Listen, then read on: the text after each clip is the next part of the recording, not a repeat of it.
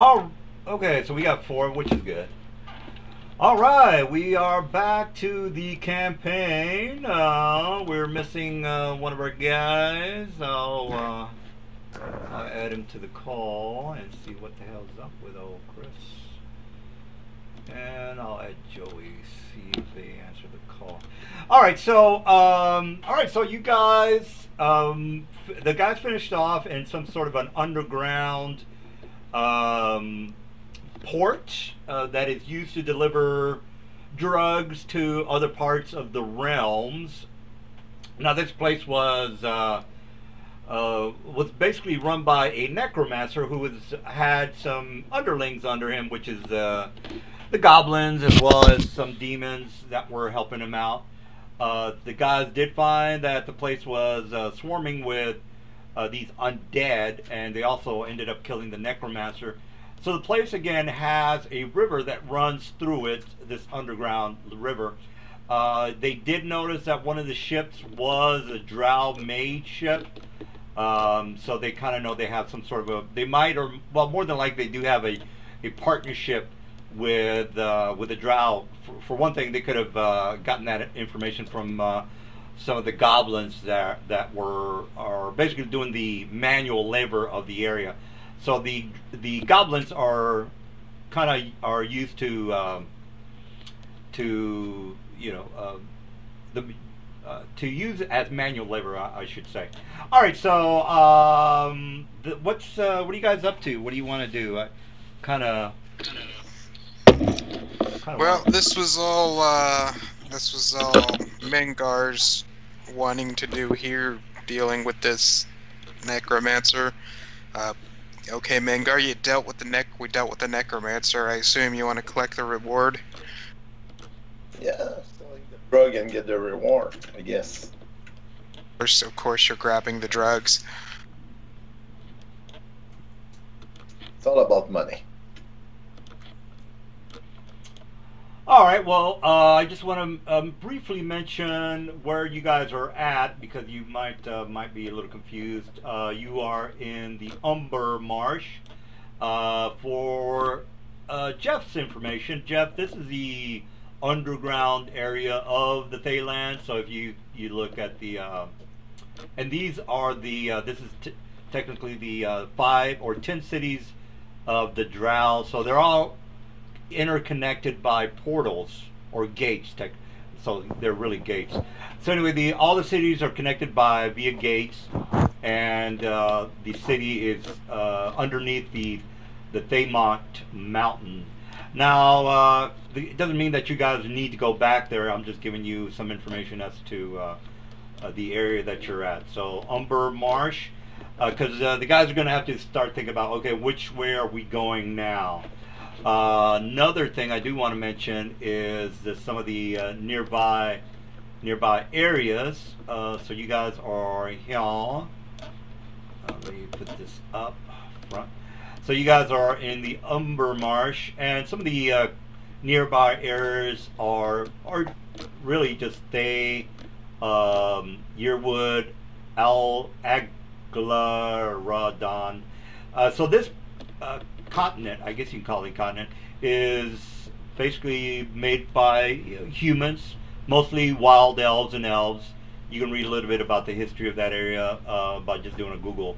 Um, don't know if the guys are interested in going there, so you have a couple of options going down to. Aglarond is known widely for its griffin riders.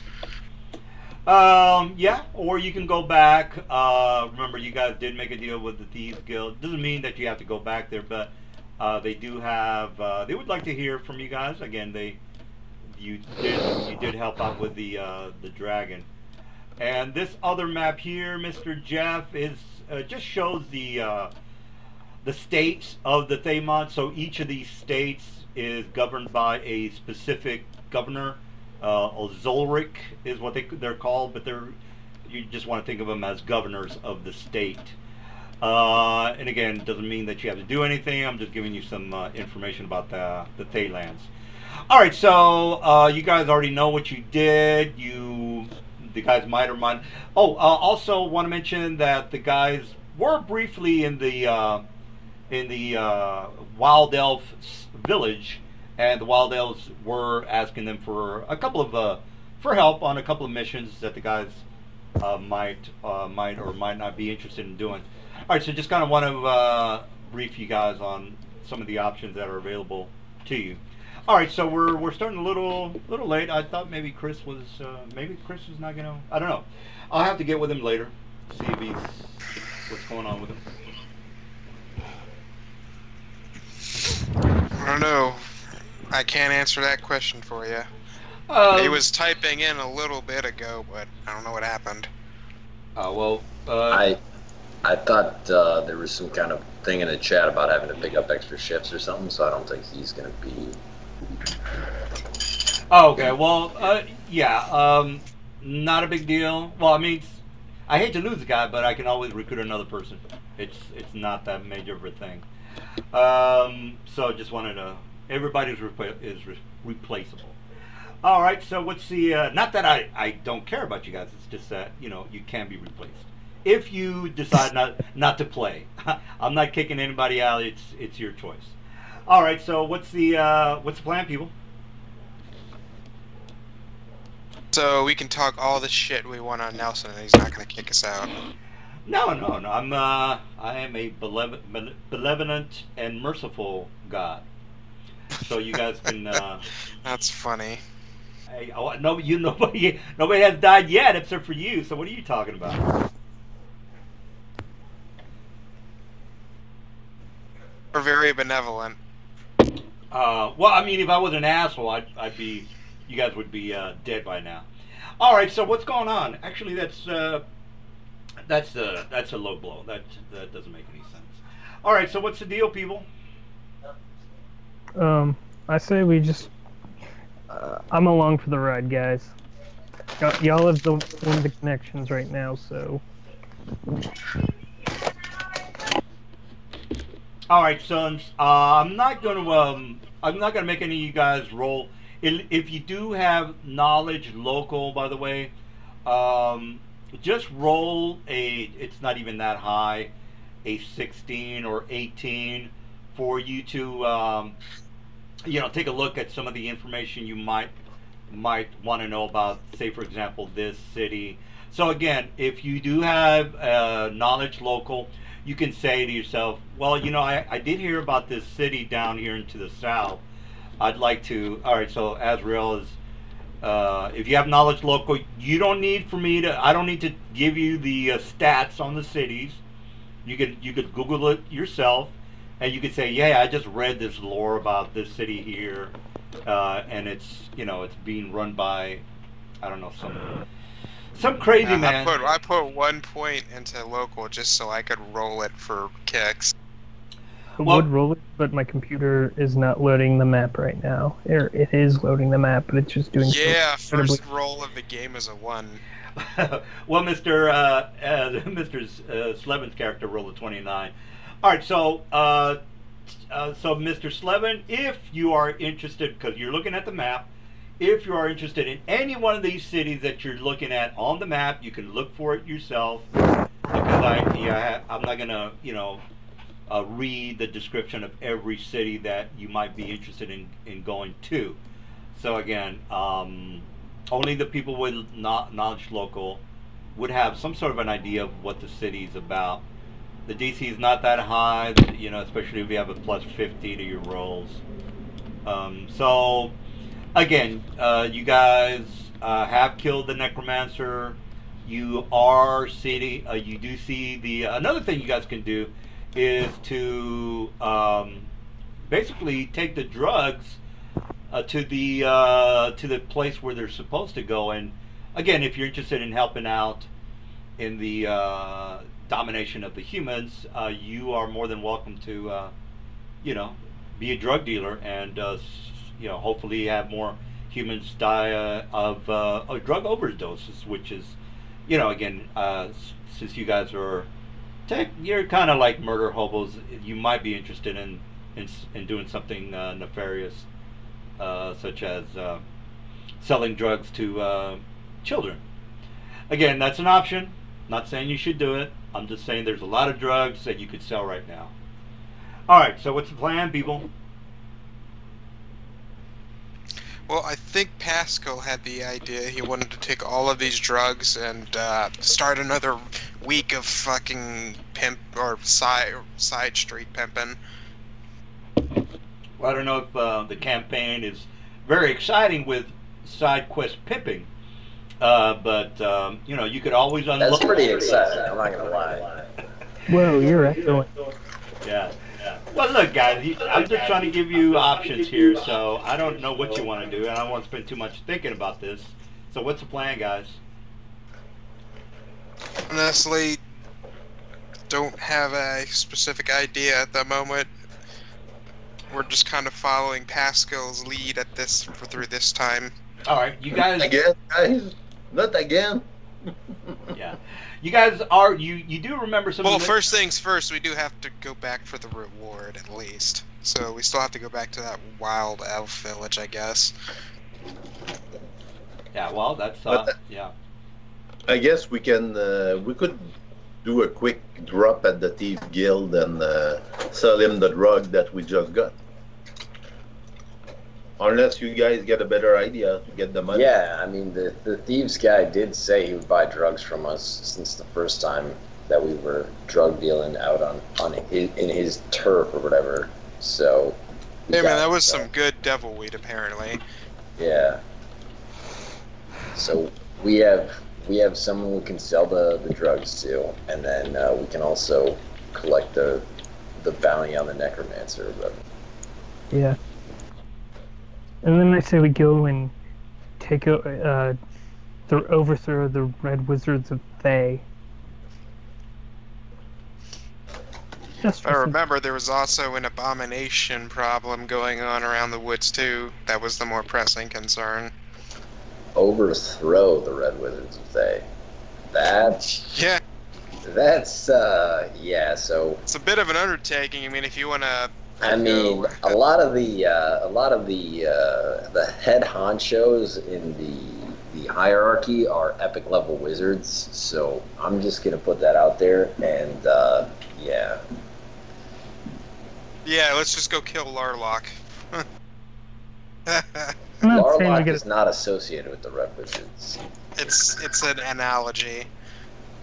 I'm not saying we gotta start with the big guys. Let's go and, take over a town or something that's, What you're saying is you want to just enslave a town one by No, not one until we enslave take over. them.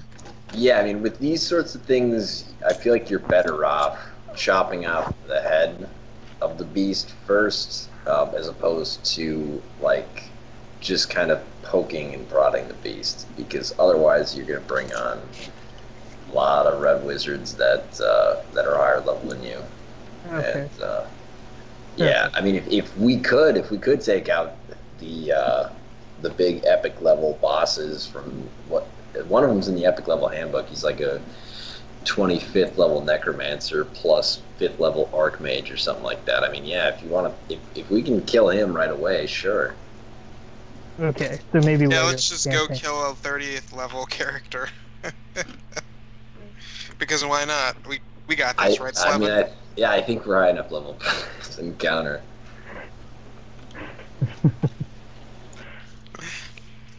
How much XP is that worth?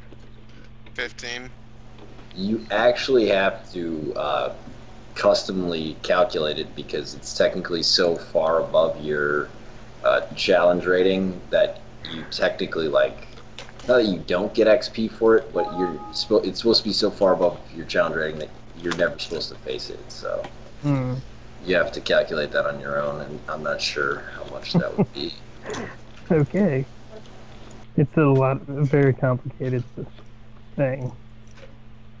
Alright, so we won't do that then. I mean, we could. If you guys want to try to take on 30th level casters, I'm sure Not yet. Nelson not will yet. accommodate us. Yeah, let's see here. That's his name. Saz Tarn. And he is a... feel like this is wrong. No, it says Tom. Okay, he's a. This is really weird. I don't understand this. He's a 10th level necromancer.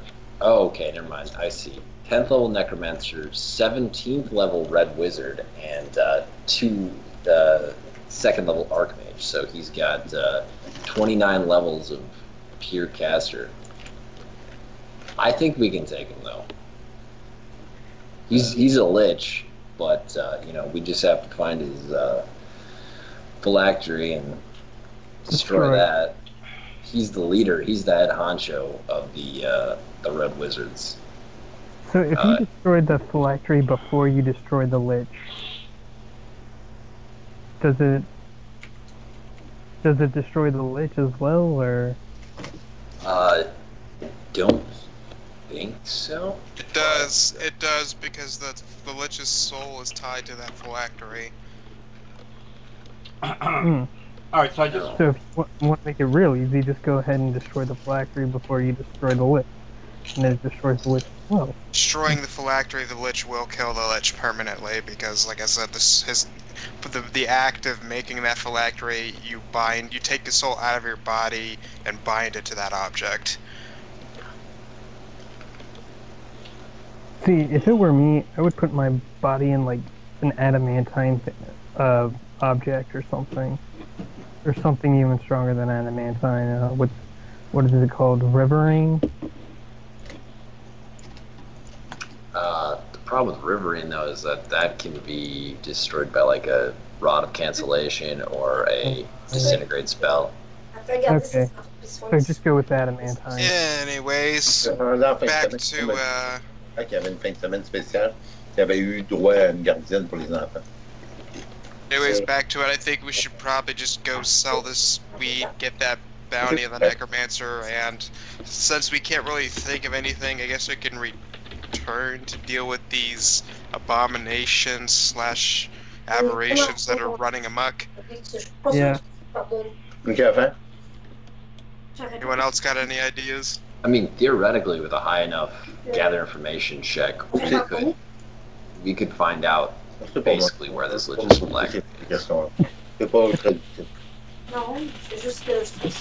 Now you got me wanting to fight epic level wizards at level 15 or wherever we are right now. I want to hear you, but I can only hear people's background. C'est pas facile, sûrement. Honnêtement, ça doit pas être facile. Je vais juste dire que je trouve ça wow, tu sais, de travailler là-dessus. Là.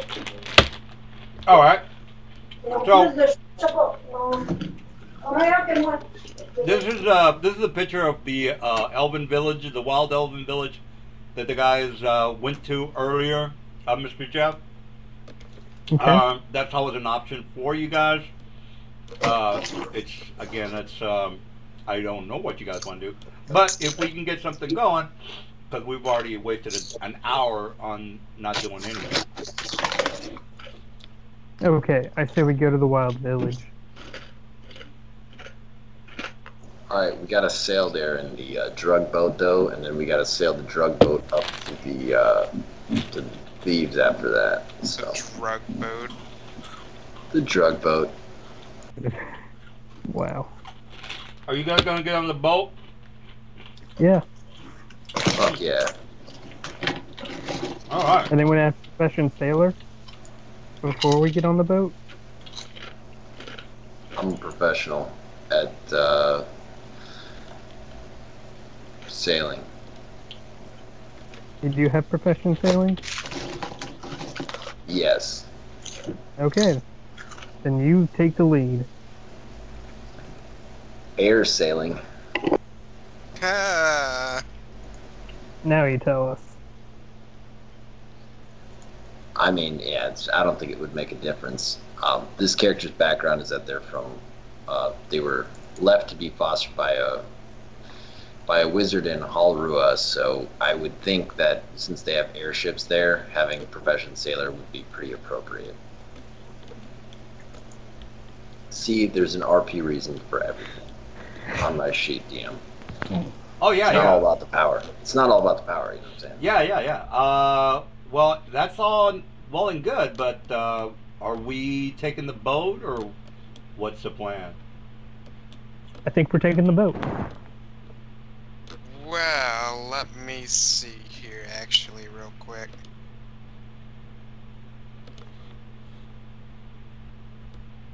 Might have a way to pull the boat.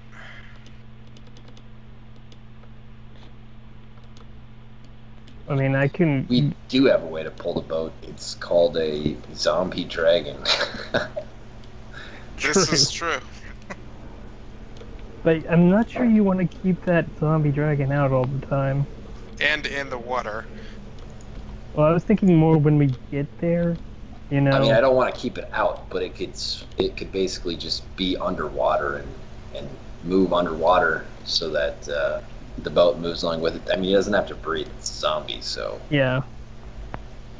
Oh, Give you it know, enough rope, it just kind of walks along the bottom and pulls the boat along with it. yeah, I was gonna say that the Rust Dragon. I don't, because I was going through the game the other day, and I think you mentioned that he was doing some sort of a acid breath weapon, which, if I'm not correct, the Rust Dragon does not have an acid breath.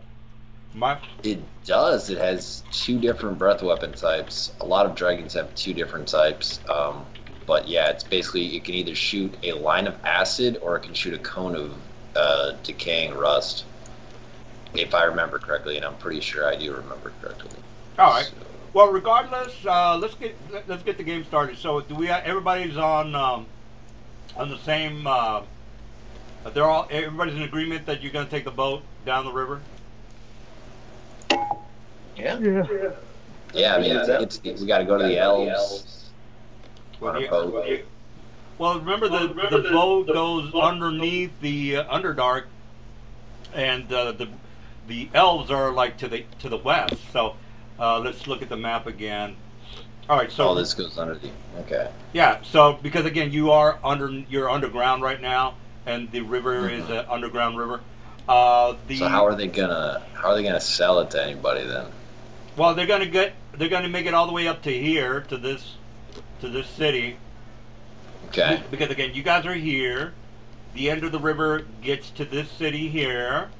The elves that you guys that I put a picture on, had the village picture, is technically over here, guys. So let me just put down Elven Village, so you guys will remember that the Elven Village is over here. All right, so Elven Village. Well, so we're still going underground. How much weight is there of these drugs? There are about 5 crates, about 5 large crates. I mean, go buy a handy haversack or or some bags of holdings and just. Define large crate. I would say maybe like a 3x3 crate. Okay, you know what? I can just cast shrink item on these crates, and then we can just put them in our pocket, and then go to the wild elves, and then up to the, whatever, the drug dealers and Telflam. You want to do that, guys? Does that sound good? Sure, why not? I'm all for making shit simpler. All right then, that's what we'll do. I will cast shrink item on each of these 5 crates. All right. Is that it?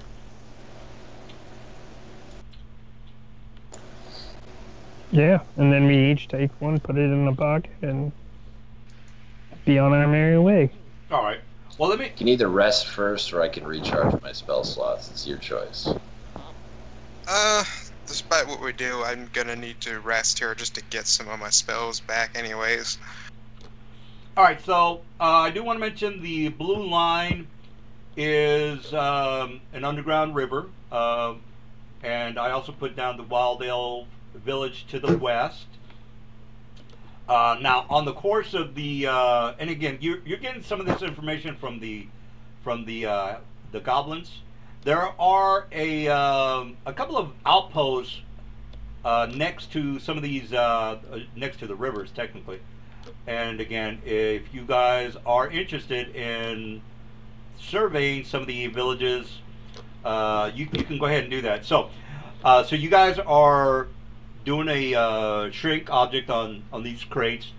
One of you guys, doesn't matter who, is talking to, well, it would have to be Mr. Tongues, because he's the only one that speaks Goblin, is getting information from the goblins, and they're basically showing him that the river runs all the way from Escalante to Netjet, and throughout some of the, there are going to be some outposts that are peppered through the where the river is. And again, if you guys, I think we're just going back up to the entrance that we came from in the Necromancer's lair. We're hopping on the airship that we have, and then we're just flying to the Elven Village. all right. And then after that, we'll fly to Telflam to sell the drugs. All right, so well, that's yeah, that's good. I was just wanting to give you a couple of options if you were interested in traveling the river. All right, so what the guys are going to do is what Mr. Slev just said. So they're going to get back on the ship. This is the ship that they're on, Mr. Jeff. And again, they're going to be going back to Telflam. Now, on the way over to Telflam, you do notice that to the east over here, to right about here, I mean, the castle, it's a flying castle, guys. You see it off into the distance to the east. It's pretty far to the east, almost pretty close to Netjet. And when I say a flying castle, I mean something that you would see in the cover of Dragonlance. I don't know if you guys ever seen the cover where the characters are on horses, and behind them there's this flying gigantic castle. You can. I know Dragonlance. Yeah, there's they have flying citadels in that place, or that setting, I guess. Yeah, flying citadels is what I was going for. Anyway, so you see a flying citadel close There's to. technically only like one of them in the main storyline, but yeah. Well, in the Forgotten Realms, there's a couple of them flying around, but this one is close to Netjet. Now, if you're interested in that, just let me know. It's like, well, we might be interested in heading off to the Flying Citadel. If you're not, well, then let's just keep going to Telflam. All right. Want to check out that flying citadel over there, guys? Well, I thought we were going to the Elf Village first to collect the reward on the Necromancer, but Yeah, we should probably get that taken care of first before we forget about it. Yeah. so I don't know. Yeah, it's all about the Our money. airship should be over here, I think. All right. Well, whoever moved it. And then our barge should also be over there. All right. So I just kind of want to give you an idea of what the village looks like. Now, so the Wild Elves. So from what I'm understanding is that you guys are going to go back to the Wild Elves and get the reward for the Necromancer. So I guess we'll go with that. All right. So you make it back to the Wild Elf villages. The children are. Again, they're huddled around you. They've never seen creatures like you. I know that one of you guys is a dragon. The other one's like you guys are a bunch of freaks. That's all I know. Oh, I appear to be an elf. All right. Well, I appear to be I'm a drow. I'm like, I appear to be something humanoid. all right. Well, regardless of what you appear to be, you are welcomed. Again, you've already been here before. So the elder villager basically greets up with you. You mentioned, I'm not going to put a map here because I kind of want to, get you guys to, do something other than talk to the NPCs. But you can talk to them, ask them all you want. All right, so the elder villager comes up to you and congratulates you. He's extremely happy that you've taken out the necromancer, as well as helping them out with what they expect from you, which is to, again, I don't want to harp on this, guys. I'm just role playing my guy because, again, the forest of Uriwood right now is it's undergoing some weird change, which again is the abominations that are affecting the wildlife. So, for example, you might see a rabbit with tentacles coming out of its back, things like that. So they're explaining all this to you, and they want you to see if you can figure out what's going on, and to save them from these freak creatures that are attacking their village.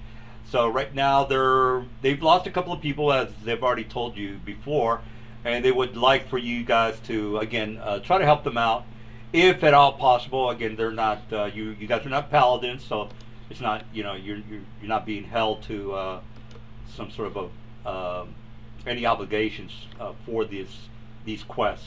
All right, so you guys tell the elders to fuck off, or what do you guys want to do? We tell them to pay us for the necromancer, obviously. Oh, as far as the rewards go, he does give you guys a very sacred +5 frost sword. It's a +5 frost sword, guys. I know that you guys don't think of it as a big deal, but to these guys it's a pretty big deal. It's a sacred sword.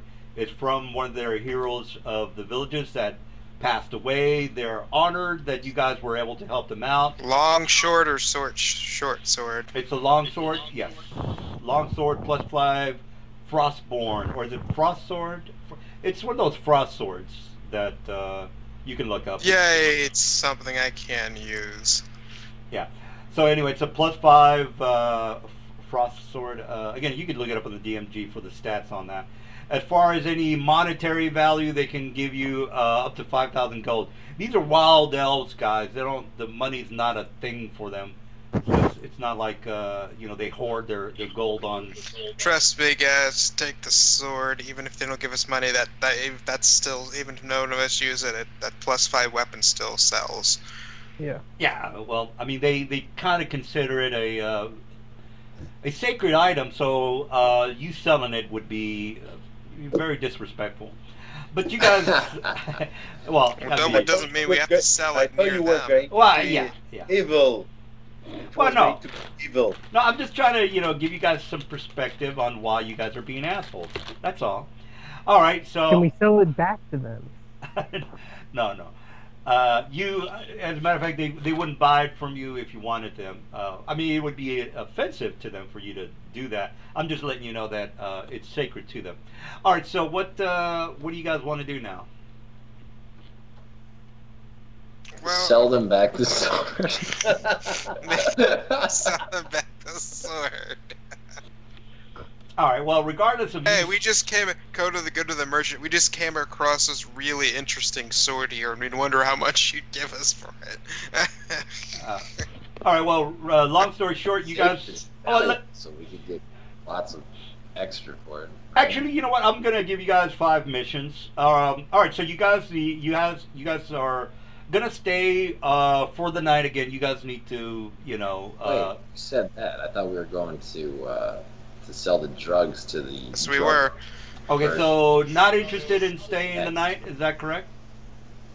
No, there's fucking rabbits with tentacles here. I don't want to stay in the night here. All right. Well, before you leave, you come across some of the other people in the village. You're walking around again. You're about to leave. A couple of NPCs. I fly around like a god with my hands at my side, lifted upwards, palms faced upwards, my head looking up towards the heavens. All right. Well, regardless of what you're doing over there, flying around, nobody's talking to you because again, you're flying around. The people that are walking around, you are being told that. Well, I'm not going to go through the whole abomination mission. That's mission number 1. Mission number 2 is that a couple of elders have just gotten back from a pilgrimage to pretty much to the north of where they're at right now. Again, the village is right here, guys. All right, they were going to a pilgrimage when they found a couple of more dangerous aberrations that are making it problematic for them to actually make it into the Druid's Grove is technically where they're trying to go to. So the place is being infested by some sort of a aberration creature, which they didn't really get a good look at because they were the aberration was busy kind of just taking out a couple of the priests of Levanter. The priest of Levanter is a morning god, I think, if I'm not mistaken on that. Regardless, it's a elven god. Lathander is not an elven god. It's Lor. Is that? Yeah, you're right. Lathander. Thinking about Corellian Lotharian or There something. you go. Corellian. That's who I'm talking about. I was just, I had the L. That guy. Yeah. Anyway, I had the L-O in my head, and I said Lathander, which is the not... elfiest elf of all elves. Yeah, he's the elfiest elf of all elves, which, again, they do make a pilgrimage to somewhere in the woods for some sort of a sacred ritual. They're giving you, they're telling you that, hey, it's almost impossible to make it there. A couple of the druids were killed. That's mission number 2. I'll go into details if you want to talk to them about that, but I'm not going to waste my time on missions that you guys don't give a shit about. All right, So, question... What do I call you, dragon?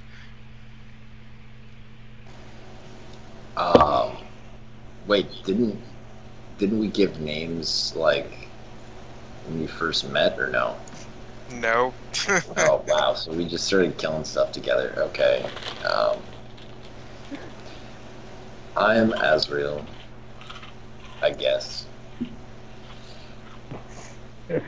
So, Azrael, what do you think? Rabbits with tentacles growing out of them. You think if we eat...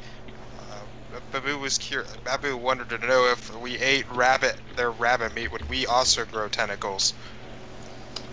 DM, what knowledge check would it be to know if the rabbit meat would cause one to grow tentacles? Engineering or Arcana, I'm guessing. That would be either alchemy or herbalism. What The flesh does that have to do the with... flesh of the tentacle rabbits, would that cause us to gain the tentacle powers? Well, the reason I say herbalism and alchemy is because some sort of a vegetation is technically causing this, guys. That's the reason why. It's not by magical means, if Mr. Slevin, if that's what you're wondering. Yeah, but knowledge about a creature or a creature type is a knowledge check. Yeah, well, if you want to know about rabbits, yeah, who gives a shit about rabbits? Even if you want to know about rabbits with tentacles, because whatever template they have applied means that a knowledge check. Oh yeah. Well, you're asking what template would I have to roll? What knowledge check would I? Yeah, have to that roll? would be. Like if it turned them Arcana. into aberrations. Yeah, if it turned them into aberrations, it would be dungeoneering. If it turned them into magical beasts, I think it's Arcana. Right. Well, aberration is definitely dungeoneering. So yeah, go ahead and do a dungeoneering check. It's really not that high. It's only like an 18 something. Oh, just barely made it. Just Yeah. barely made it. Thank Jesus. All right, so Okay, so I now know that the effects of eating a rabbit with tentacles. well, you would know that for one thing, it is the blood of an aberration is black. So it wouldn't be something that you would want to eat, because again, it defiles the creature's blood. So it's not something you would want to eat. But I guess this template, this dungeoneering template that you're aware of, is what's causing this. Now, how an animal gets contaminated? Well, there's the vegetation in the area. And you would know, well, okay, something in the area is causing the vegetation and the wildlife to become more. It's affecting the creatures, and it's turning them into these aberrations. So that's kind of like what you know. So it's not a magical creature that's making these creatures into aberrations. It's the vegetation around the area that's making them into these abominations. And if we cook it well enough, is it still bad for us? For humans it is. For other creatures, more than likely not. You might get sick, but it's not like a life-threatening thing. Especially like if you were to eat a rabbit that had oil for blood, I guess. Yeah, I guess you could say oil for blood. construct rabbits? Well, I don't think in D&D it says that constructs need to be lubricated with oil, so I don't know where you're getting. Clockwork rabbits, guys. All right, whatever, dude. Anyway, as far as what the template is, you know what? You'd have to research that. Here's a link of the templates that are available. I know there's a template that does this, guys, but I'm not gonna, waste time looking for it. You can look at it on your own. It's a template that turns these creatures into aberrations. All right, so that's mission number 3. Mission number 4 is that a couple of hunters were attacked by. I think, and feel free to correct me if I'm wrong, guys. I think we're just gonna go and sell the drugs. Well, in Telflam. Oh, hear me out on some of the missions. I know you guys can.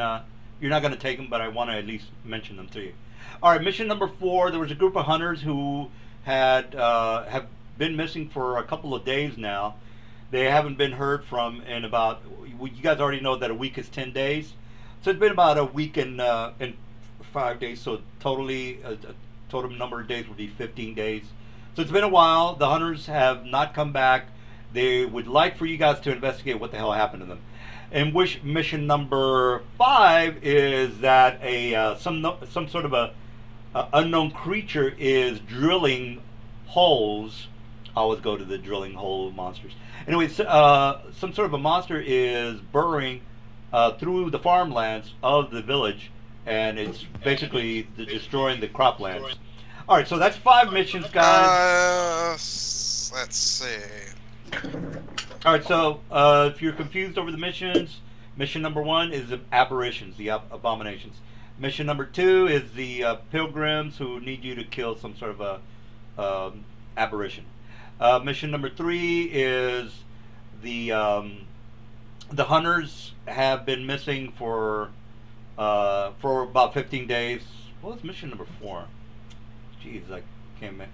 Anyway, I'll just give you those 3 missions that I can think of right now. Of course, you guys are going to say we're not interested in any of that, but again, the NPCs are wanting you to, wanting you to help them out. So, what's the plan, people? I think the plan is the original plan to go sell these drugs here in town. Get some money.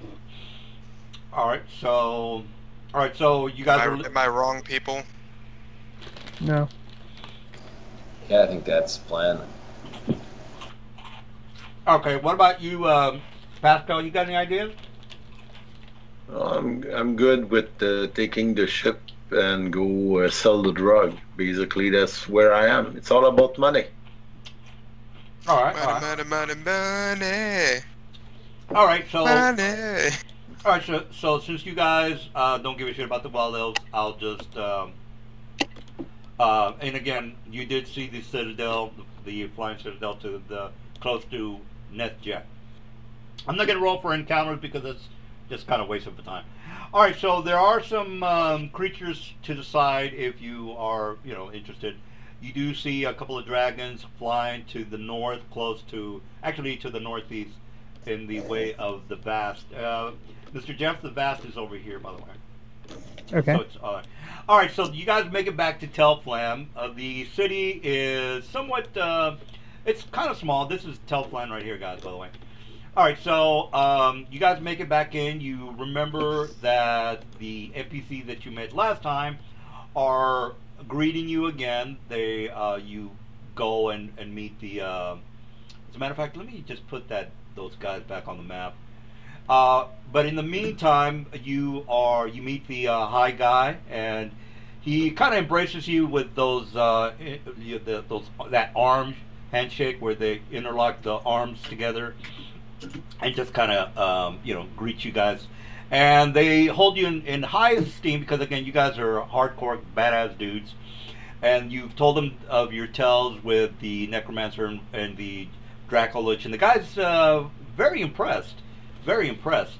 So you guys mentioned that you have more drugs, and he is extremely grateful to you guys now that you've given him Do you give him the crates, or what do you actually or what actually are you doing? Yeah, for money we give them the crates, not just for free. You know, Right, this is a business arrangement. All right. So he basically talks to you guys and says, "Well, man, I understand that you are. How much would you want for the merchandise that you are trying to unload?" Do we get an idea of the price? Well, He said they were. I'm trying to look at the drug section of the Book of Wild Darkness again. I'll recognize the name when I see it. But yeah, we basically have 5 crates of whatever drug he said last week. And if we need to, I can make an appraise check. Well, as far as the price goes, one of the crates would more than likely go for about $5,000, from my estimation. So if you're interested in unloading each of those crates, which, if I remember correctly, I told you guys there were 5 crates. Am I correct on that? Yeah. All right, so there are 5 crates for 5,000 grand. That's 25,000. Said 5,000 grand, guys. Wow. For each crate. So 5,000. 20,000 gold piece, if I get it right. Well, I think he means 5,000 a piece or $5,000. Yeah, $5,000 for each crate, guys. Each crate is worth $5,000. You know what? Fuck it. We'll take 25,000. Why not? Sure, that's 5,000 a piece. All right. So Assuming we're giving some to the guy who's not here. Nope. Oh, You okay. snooze, you lose. That's how this party works. Yep, he was not here for any part of it. Okay, so then 6,000 and some change. 6,250. Yeah, okay. See, Pascal's character may not be a wizard, but he is a math wizard. He's the WWWYZZERD. D. Nelson, yeah. to be nice with you, I guess you get 5 missions from us at that point.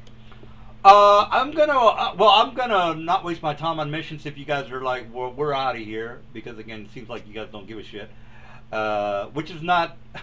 I shouldn't make it sound like you guys don't. Give a shit. We are discretionary adventurers. We don't want to deal with the public common problems. I mean, we don't want to work for people who can't pay, I think is the idea. Yeah.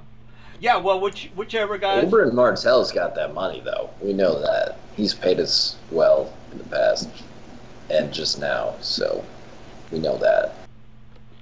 At least know this guy can fucking pay us decent, but that's the one guy. Oh, do we want to sell that sword now? Oh, Can yeah. anyone- And then the next thing we were going to do was kill all the epic red wizards of the day. I forgot about that part. You really want to do that, don't you?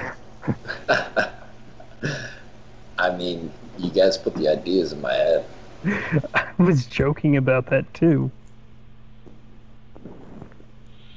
All right. Well, I'm gonna throw you 5 missions. And actually, you know what? I still remember the old missions, guys. So let me just go through the 5 missions real fast. Again, I understand that you guys probably don't give a shit, but I do want to mention them to you anyway. All right. So mission number 1 is actually there's 4 missions because you've already taken care of the Draculich problem. All right. So mission number 1 is, remember the halfling that was spying out the capital city of the Thaymount. He has not been heard from for going on a month now, since you guys never really wanted to check that out. Mission number 2 is the regents that are being harvested in this city. So of course you guys know that the wizards need regents and components in order for them to cast spells. Well, somebody needs to farm all that crap or harvest it, and which is mainly done in this city here. Mission number 3 is they still want the Zorik of Eltabar to die. Reason being is that the Eltabar, the governor, or the Zurich, is capturing people from the from this highway. Now, this is a very important highway, Mr. Jeff. Now, the guys already know about the Golden Way. This is the Golden Way, Mr. Jeff. This is the Thay lands, and remember the state of the governor that we were referring to is pretty much right next to the Golden Way road.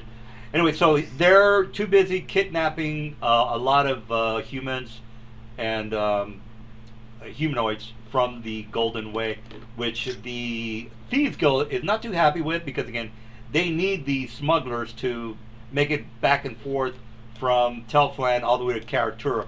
Karatura, Mr. Jeff, is the Oriental Adventures side of the Forgotten Realms. You know, Okay. if you're into that sort of stuff. Anyway, that was mission number 3, and then the final mission is. There's some actually interesting things over in that setting. Yeah, I mean, yeah. I've read through it. There's some actual interesting things over there. Well, Real quick, yeah. Again, you guys can do whatever you want to do. Doesn't matter to me. All right. So, and then the 4th mission. I forgot what the 4th mission. Anyway, 3 missions is fun because you guys are going to probably say no to all of those missions. So, Well, it sounds like we got someone was joking about offing one of the higher people. Well, they're literally asking us to off a mayor who's waylaying a common and important trade route. So, hey, Azrael gets to do what he wants to do and kill a high-level wizard.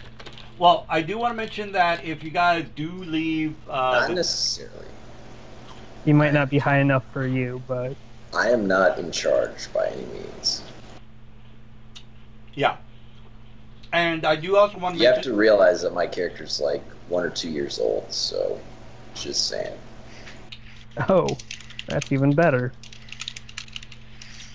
All right, so they this guy over here is the one that's talking about the that they need help.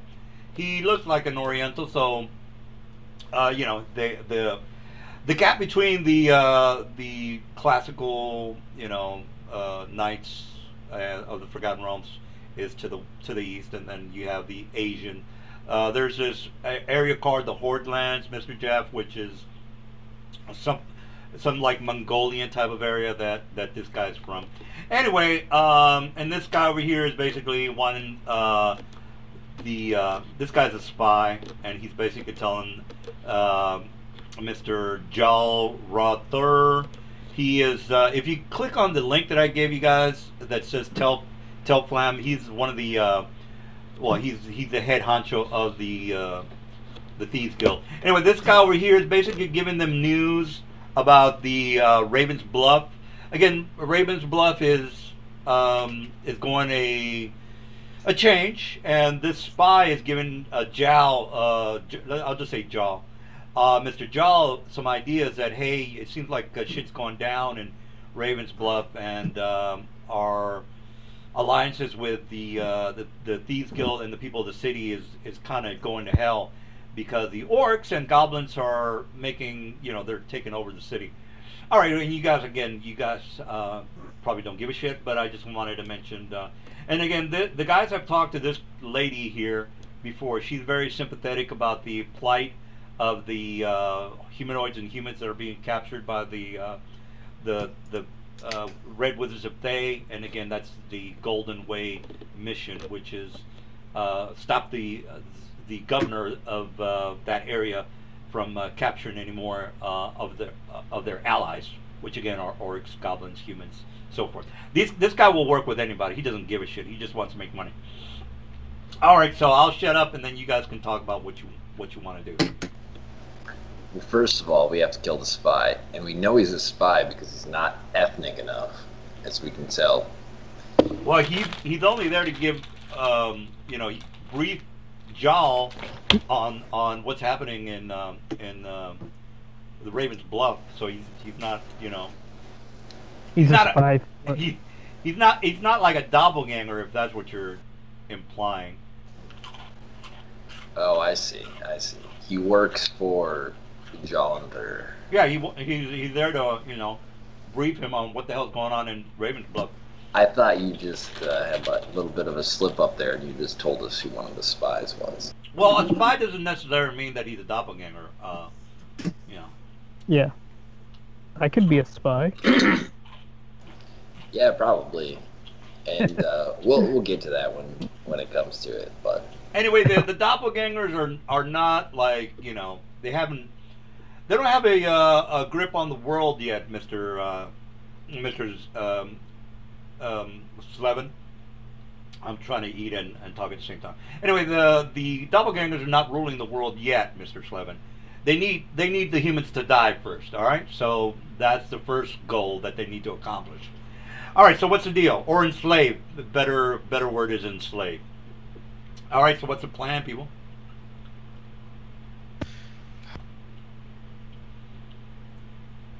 I know I give you guys a lot to do, but if we can just get a vote on something so we can get started, I guess. I'm down with going in killing the Red Wizard. If that's what if someone else wants to do that, I think Slevin or Azrael was saying he wanted to do that, so I'm fine with that. Azrael has not given any preference as to what he wants to do in character. I just mentioned out of character that taking on the Red Wizards would mean taking on epic level wizards. Okay.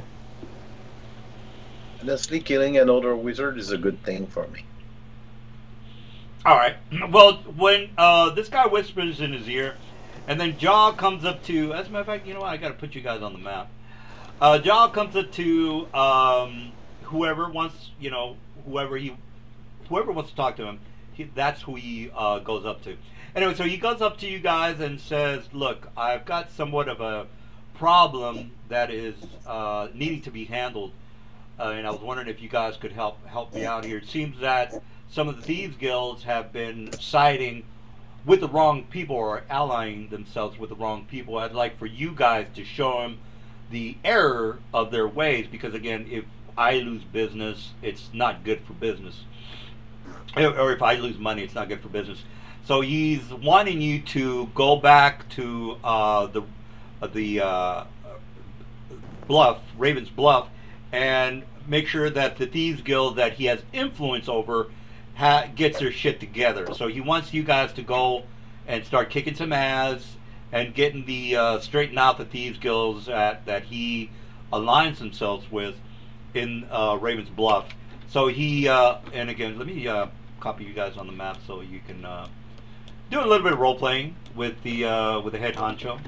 All right, so let me put you guys on the map, and here we go.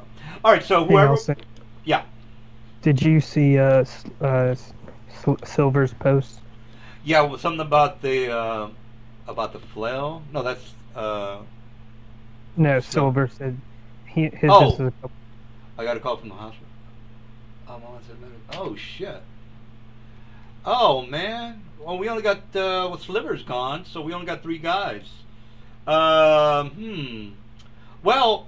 what do you guys want to do? You guys want to do something short and sweet, because again, we only have 3 people.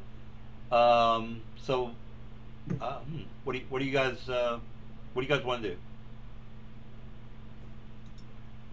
I mean, I'm already here. I'm already in the game, so I don't mind if we keep going, but it's up to the rest of the group. Yeah. Wow. Yeah. Well, that's not cool. Well, I mean, it's not cool that something happened to his mother. But since we have 3 people, we can still do something. It's up to you guys, or we cannot. It doesn't matter to me, guys. If we don't do anything, I'm just gonna go buy some beer and get drunk. So what's the plan, guys? You wanna... I'd like to do something. So. Yeah. Well, how about if we just do something for like maybe 2 hours? Doesn't have to be the whole night. Okay, that's fine by me. All right. So we have 3 people. And what's the plan, guys? We can do What something. about trying? We could do maybe a small side quest or something like that, unless you have Jeff. You have something really much in mind that you like to do. Yeah, yeah. No, Remember, no. you guys have a lot of side quests. So since you only have three people, you can do one of those little small quests that the Elven Village. I mean, yeah, What? Jeff said that he wanted to do something, so I say we do that. All Yeah. right, all right. Which is what? When you say do that, what is that? Let's go help the Elven village or something. All right, all right. So All right. everybody is good on the Elven Village scenario. All right, I guess that's a Yeah. yes. All right, so you guys. Anyway, so It's Jeff's night. yeah. So Jeff, you are the leader tonight. Okay. All right. Well, three people is okay. We can do something with three people. All right. So anyway, so Jarl, he introduces you guys. I just kind of want to make it official that he knows who you guys are. He wants to have a permanent relationship with you guys. He is talking about the Ravens Bluff. So I'm going to do a little role playing with this guy. I'm not good with voices, but I know what he wants to say. Anyway, he says, "My good people or my good brethren, I happen to have a somewhat of a dilemma here with some of the Thieves Guild members in Ravens Bluff. It seems that the Civil War is not causing good business for me and my brethren here. I was wondering if you men could do me a personal favor and head to Ravens Bluff, seek some of the so-called allies, and see if we can straighten them out. Make them understand that they cannot pass up on a contract. When you sign a contract, you're obliged or obligated to follow through with that contract. So if they happen to have other ideas, shall we say, he kind of puts his fingers together like in a pyramid shape. He says, kind of, if they have these foolish ideas, I would expect for them to, for you men, if you can, to persuade them into thinking the right way. So would I be able to count on you for this assignment? So again, he's basically going through about the problems he's having with the Thieves Guild and Ravens Bluff. So whoever wants to act as the face of the group, you can want to do a little bit of role playing with the guy before we head off to the Elven Village. So anybody want to say something to him? Uh, Contracts are indeed important, but they must have the force of some force behind them to make them to enforce the terms of the contract. He says exactly. We have an understanding. And he kind of puts his hand around your shoulder. So you see, we have an understanding. Do you think you men would be able to? And again, Jeff. I'm not. I'm role playing my guy. It doesn't mean that you have to do the mission. So just want to mention that. So he puts his hands around you, and he kind of looks down on the floor. He says, "We seem to have an agreement here. You and your men could probably do a service to me. I would be eternally grateful. Not only that, but I can give you more information on the surrounding areas and some of the organizers, shall we say, some of the partners that I have in certain cities of my Thieves Guild. And by the way, if you weren't aware, we are called the Shadow Masters. Just to make this official, we have an understanding between each other's. Our organization is vast, and we are. The more information we have, the better we are. But of course, we have to enforce these partnerships with people that have signed a contract, and we are hoping to enforce these contracts, and that's where you men come in. I guess you can call yourselves the enforcers. And then he kind of smiles and looks at his entourage, and he says, "Yes, enforcers would be a appropriate label for you men." And he kind of looks back at you and says, what do you men say? Would you be able to assist us on this problematic endeavor? I think we can come to an accord. I believe proper compensation will be in order. He says, compensation? Of course, of course. Anything we have, we will share with you. Of course, you are part of our group, so there shouldn't be any secrets between us. We are, of course, friends. We are. He kind of puts his hands up. We're all, and kind of looks around the room. We're all friends here, aren't we?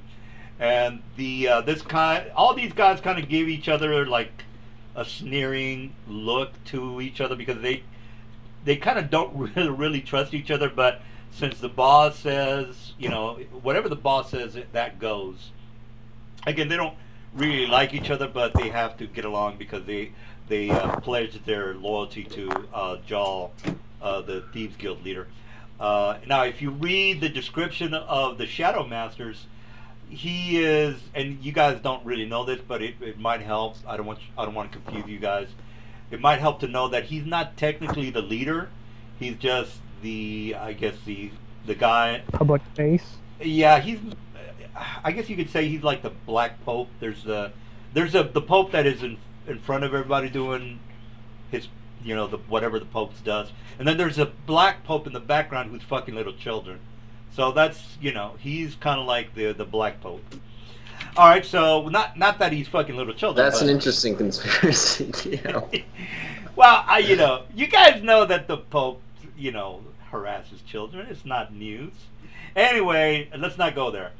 So anyway, he's giving you this opportunity to help him out.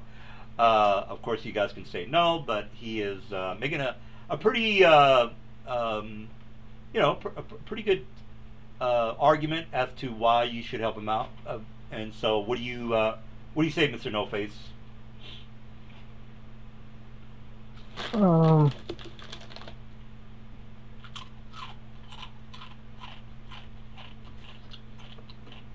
So that's the sound of chips. Oh, that's me. Eating some chips. How much were you thinking in terms of our compensation for said enforcement? He said, well, I knew that the one of the Thieves Guild leaders does have a couple of very good items. He's actually shown me some of his items, and I think you guys would probably be benefit from this assignment. He's told me about certain items, and by the way, when I say certain items, what I mean is that you can have one item of your choice.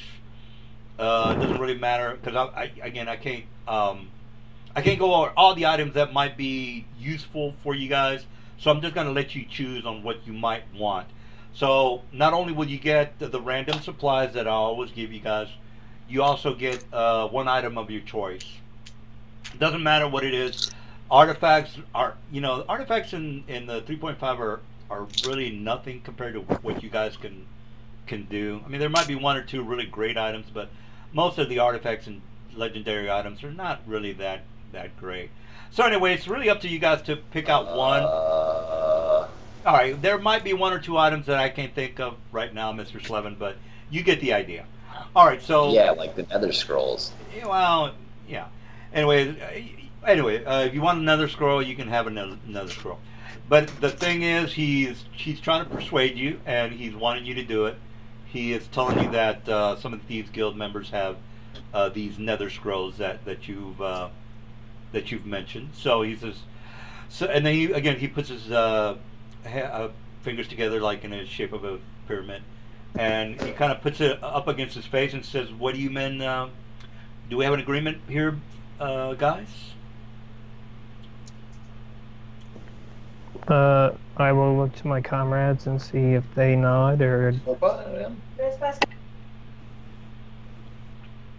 Azrael just looks up from his spell book and just kind of like shrugs and looks down at it again. And then if you still look, does Mangar give me If you're still Hmm. looking at him, he'll just look back up at you again and start staring at you. No, he won't look too long. He'll just look over at you and see if you nod or something. And if you don't, then he'll just look to Mingar and see if Mingar nods or anything. I'm pretty still up to kill the wizard, but if we're going to do a side quest, I'm open to pretty much anything, Jeff.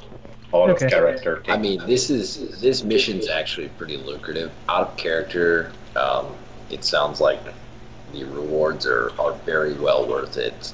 So I think it would be in our best interest if you wanted to get the most money, Mingar, would be to actually take Jonathan's mission, because you can have any item you want. So Yeah. and Well- I have in mind for you that would be really awesome for you to have. So I think you should take this mission. So no problem. I'm on it. So let's go kill somebody. Okay. I think we're in. And he kind of and he says, well. He kind of puts his hands up. Well. I'm glad you men are astute to our needs here. And again, he looks around. Very well.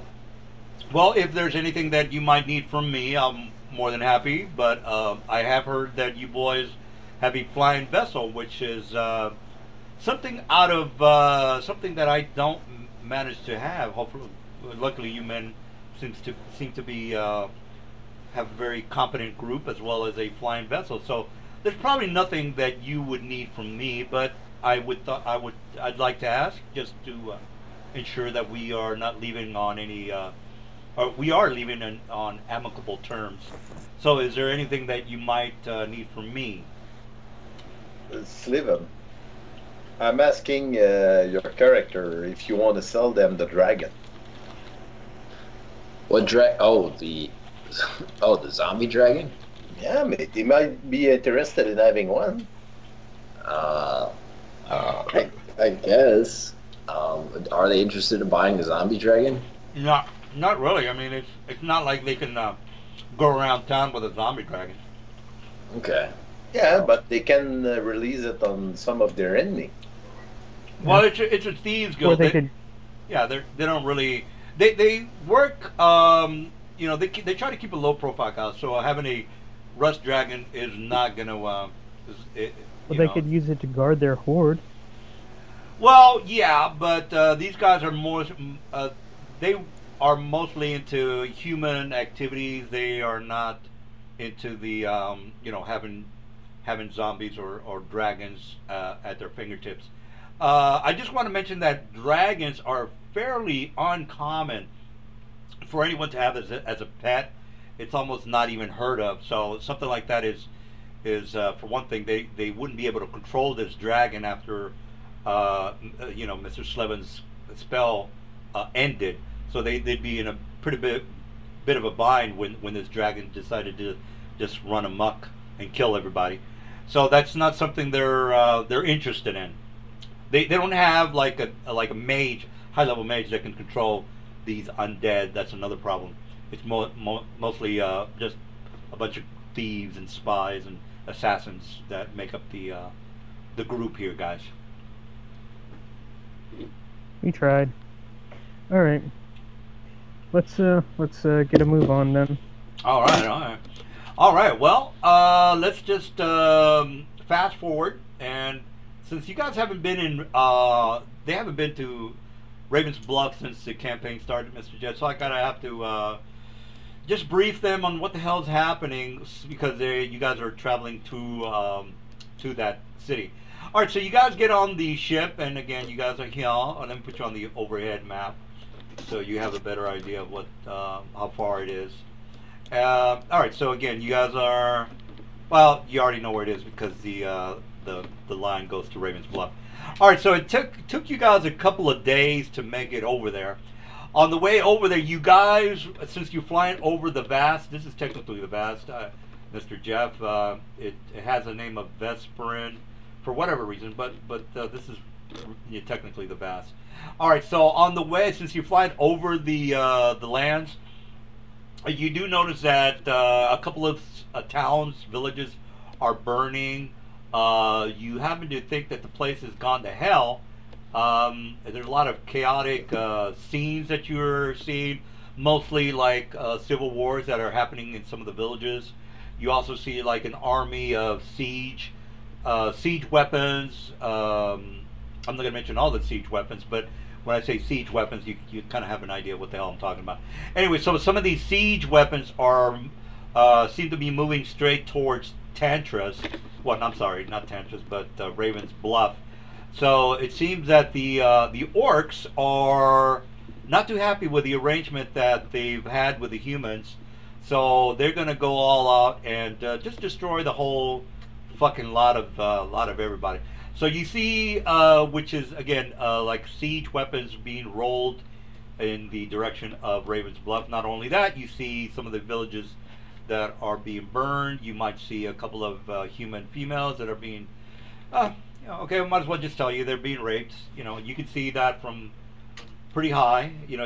It's something like out of Mad Max, I guess you could, if you think about how brutal these people are. They're pretty brutal. All right, so so you make it to Raven's Bluff. So let me get the map, and then we'll get started on that. As a matter of fact, I'll just put you on the city map.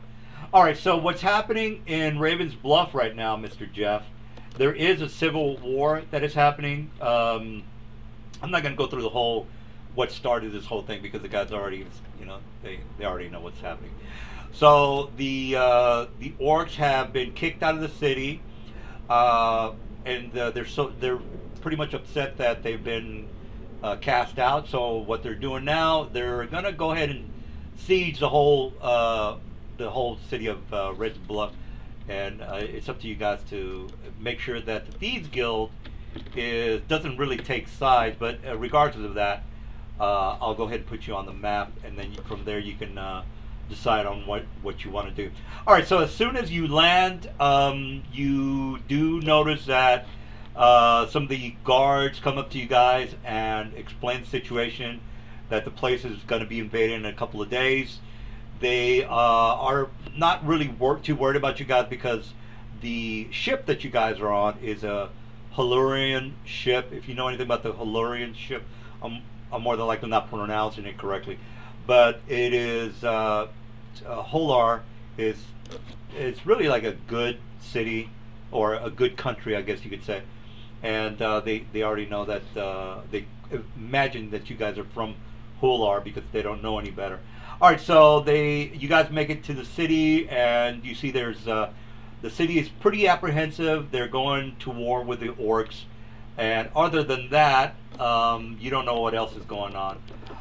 So you have a couple of options. Option number one is just the first thing you want to do is just find out where the Thieves Guild is. Option number two, if you're interested in what actually is happening in Raven's Bluff, you can always talk to the guards. You can go in the taverns. You can talk to the mayor of the city or the lord of the city. And again, I'm not going to go through the missions because I understand that you guys probably don't give a shit.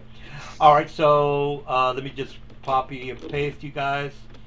All right, so you guys are in the city. You've landed.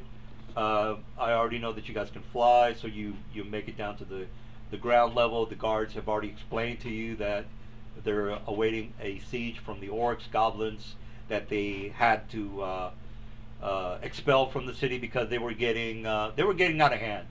They just can't have these fucking orcs just take over. So there was a civil war, and they just ejected the orcs and goblins. So now that the orcs are just anyway, I'm repeating myself, so I'm not going to say anything else. So what do you guys want to do? Who was the guy that we needed to go take care of for the Joel? Oh yes, the guy's name is what is his name? I'll just call him what's a good name? Jeez, I can't even think. I'll just say Justin. He's a Thieves Guild leader. So you need to find him. Now, as far as any details, you were told that he is a human. His name is Justin. He heads a Thieves Guild, about a group of about, say, 100 thieves. They are, you don't know what side they're taking. They could, again, side with the orcs or the humans, or they might not even be siding with anybody. They could just be working for themselves. All right, so what's the what else do you guys want to do? The guy's name is Justin. You got to figure out where he's at. Gather local to find where this guy is. Gather local would Gather be information. gather information. Yeah, that's a good. Yeah, if you have that. Well, it's a couple of things. Gather information, local knowledge local.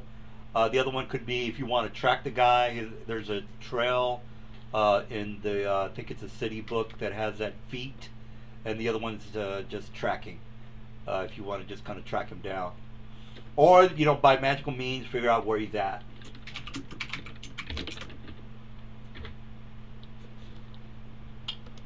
All right, or you can just role play and talk to. Again, you have the option of the guards, the NPCs, the tavern, or the Lord of Raven's Bluff, to see if you might want to get involved with the lords of Raven's Bluff.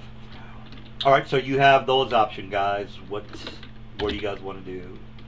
I rolled a knowledge local check, but for some reason it went private to you. I don't know why. Yeah. Well, you rolled pretty good. You rolled a 28, guys. All right, so you do know that the Thieves Guild is usually in this particular area. So let me just show you an overhead map of the of Raven's Bluff, and I'm trying to try not to be too fast about it. We might play until 10. All right, so let me get the Raven's Bluff map so you have an idea of what the city layout looks like. All right, so come on, dude, Raven's Bluff. Okay, here we go. All right, so let me put you on the map, and then from there you can strategize with these guys and say this is probably a good idea. Now, we can't play until 10, guys. I'm not saying we don't have to, but if you guys want to take your time and explore the city, we can definitely do that, because there's a lot happening in Raven's Bluff. So, Mr. Jeff, you might it might be a benefit to you to do your own personal thing in the city, because this is a very important city. So I just kind of want to mention that part. All right, so I'm not gonna go through too much of the city, but this is Thieves Guild, or the tavern, where the guys usually, or the Justin character is known to be located at. I don't have a legend for the. I'm sorry about that. I don't have a legend. Oh, you know what? I'll have to get with that later, guys. But anyway, this is the actual Raven's Bluff area.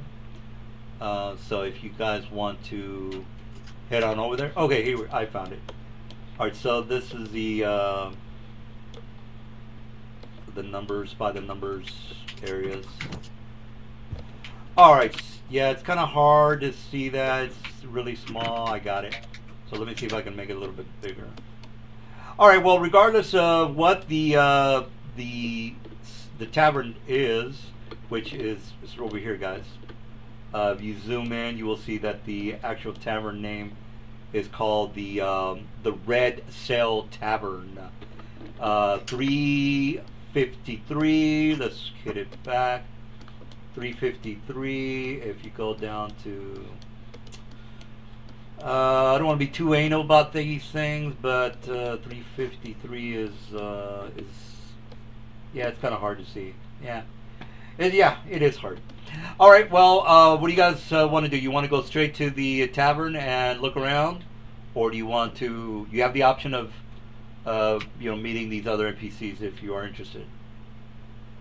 Can I find out who his normal what's the term? Contacts are, known associates. That's the term. No, you don't know that much about the Thieves Guild. You do know that they keep well, most if not all Thieves Guild keep a low profile. Yeah, but the DM, Yeah. the Shadow Master would have had to have given us some kind of list of contacts to enforce the contract. So otherwise, there would be like no point in sending us here if we didn't know who we were looking for. Yeah, You know what I mean? yeah, exactly. Yeah, that makes sense. Anyway, I just wanted to kind of find the lore for the city here. Give me 1 second, guys. I just want to give you the link for Raven's Bluff so you're more familiar with the area. All right, so that's the link that I'm looking at. If you go down, you will see that there is a thieves guild called the Four Ravens, which is where this guy, he's the head of the Four Ravens. Anyway, again, scroll down to where it says crime. You will see that a guild known as the Four Ravens is the guys that are the ones that are in charge for the city. All right, so you were told that there were the Four Ravens. The guy's name is Justin. He does patronage this particular tavern, which is the Red Cells. Any other questions which Mr. Jab would have told you before you got here? Any questions you might have had before you came down here? I'll answer those now. I don't have any off the top of my head. Alright. Can I go over the plan that I was thinking of with the guys? Yeah. Sure, yeah. I was thinking I would impersonate someone, one of his known associates, and say, "Hey, I've got some new people. They want to join up with the guild. What exactly is this guy's association with the guild? Is he like the leader of the guild, or in this town, or what?" Yeah, he's the leader of the Thieves Guild, which again is the Four Ravens. He does have associates. They Mr. Jab didn't really go into details about the associates, but he does run a lot of illegal operations, like drug trafficking, the sex trade, gambling. So his hands are pretty much everywhere in the area. So as far as any kind of associates, for one thing, you do know that the madam does work closely, or the madam of the whorehouses does work closely with this Justin character. So you would, I would just say that, just to make things easier for you guys, you've talked to some of the acquaintances before you went into the Thieves Guild, because again, you guys already know about how this guy has his hands in pretty much a lot of organizations for Raven's Bluff. So you spoke with the madam. You also spoken with a couple of people that work with him. You also were at you're at the tavern now, and you're basically just kind of looking for him. Any detailed questions you might have, you can ask. You go up to the tavern area, and you talk to the bartender there, and he kind of tells you that, yeah, he knows Justin. He comes around here about 4 o'clock every day, so he should be here eventually. So you guys are basically just sitting down and just waiting for him to show up. Now, since you guys are waiting, you start to hear more news about how the orcs and the goblins are within maybe about 2 days ride from here. So they, pretty much everybody in the city's a bit of apprehensive right now, but it's not something you guys have to worry about, because again, I don't think you guys give a shit about the city anyway. So, but I do want to mention that's happening at the moment. So let me put you on the tavern map, and then you guys can say, well, this is what we're gonna do with Mr. Justin, because he eventually does show up, and then you guys let's start talking to him. All right, so let me put you on the map, and then all the stuff that I mentioned before is technically still happening. And again, most of the people here are very apprehensive about what's going to happen to Raven's Bluff in the future. All right, so you guys are, before I put Mr. Justin in the map, did you guys want to talk amongst yourselves and get something going, or do you want me to just put Mr. Justin on the map? I wanted to talk to them about the plan. Yeah. Okay. I mean, yeah, I mean, if he doesn't think that we're going to be stealthy enough, I guess we don't have to join him, but... No, I was just gonna disguise myself as one of his known associates, and then have y'all come in and be like, "Oh, these are some new recruits that I was looking at and wanted to get your opinion of," and then go at him. I don't know that that's really necessary, actually. Well, we'll follow your lead, I guess. Yeah, I'm just... I'm using my alternate form to look like a regular human, and that's about it.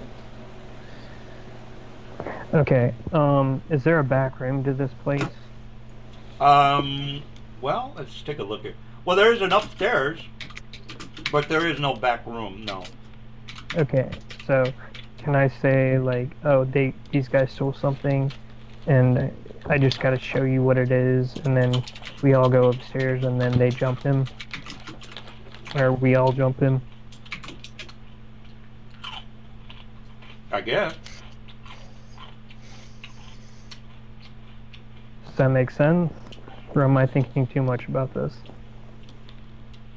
I think the guys are just gonna be like they're just gonna kind of like, from what I'm getting the sense of is that you're basically the leader for today. They don't. Okay. They're probably not gonna have a problem with anything you do. I mean, it makes sense, I guess, unless we can get information out of him more subtly by just asking questions and shit like that. I thought we were told to kill him or something. No, We were told to make them basically reconsider or remember to fulfill their contracts. So Okay. if they're not going to do that, then I suppose we could kill them. I don't know what DM. What would the Shadow Master have to say about killing them? Well, he doesn't want him killed. He just wants him to understand that he does have an alliance with the Shadow Masters, and he needs to Right. uphold the obligations that he has with them. Right now, since the city's going through a change, Justin has pretty much just said, fuck Telflam. I don't really give a shit about those guys, because I've got my own problems, and not only that, there's a fucking war that's going to start pretty soon, so I don't have time to deal with that guy. Well, actually, you know what? I need to role play that. So, as a matter of fact, I think that's a good time for me to just kind of jump in and explain the situation. All right, so Mr. Justin comes in. You guys perk up as soon as he walks through the door. The bartender here, he kind of looks at one of you guys, doesn't matter who it is, and he kind of nods, saying that, and then he glances at Justin. He nods, basically saying that's him. And though he goes up to Justin, or he goes up to the bartender. They start talking to each other, and then he kind of has his arm rested on the bar, and then he kind of looks back and surveys you guys, and then he says something to the bartender, and the bartender says something back to him, and he starts walking over to you guys. So you guys are technically on a. Let me just put you near a table, and then you guys can role play with the guy. All right, so let me just delete that. I'm not on the map, just so you know. Okay. Yeah, I gotta remember to copy paste you guys. All right, so you guys, he kind of walks up to you guys and says, "Well met. I heard you men were asking for my whereabouts. How can I assist you?" At this point, I'm gonna.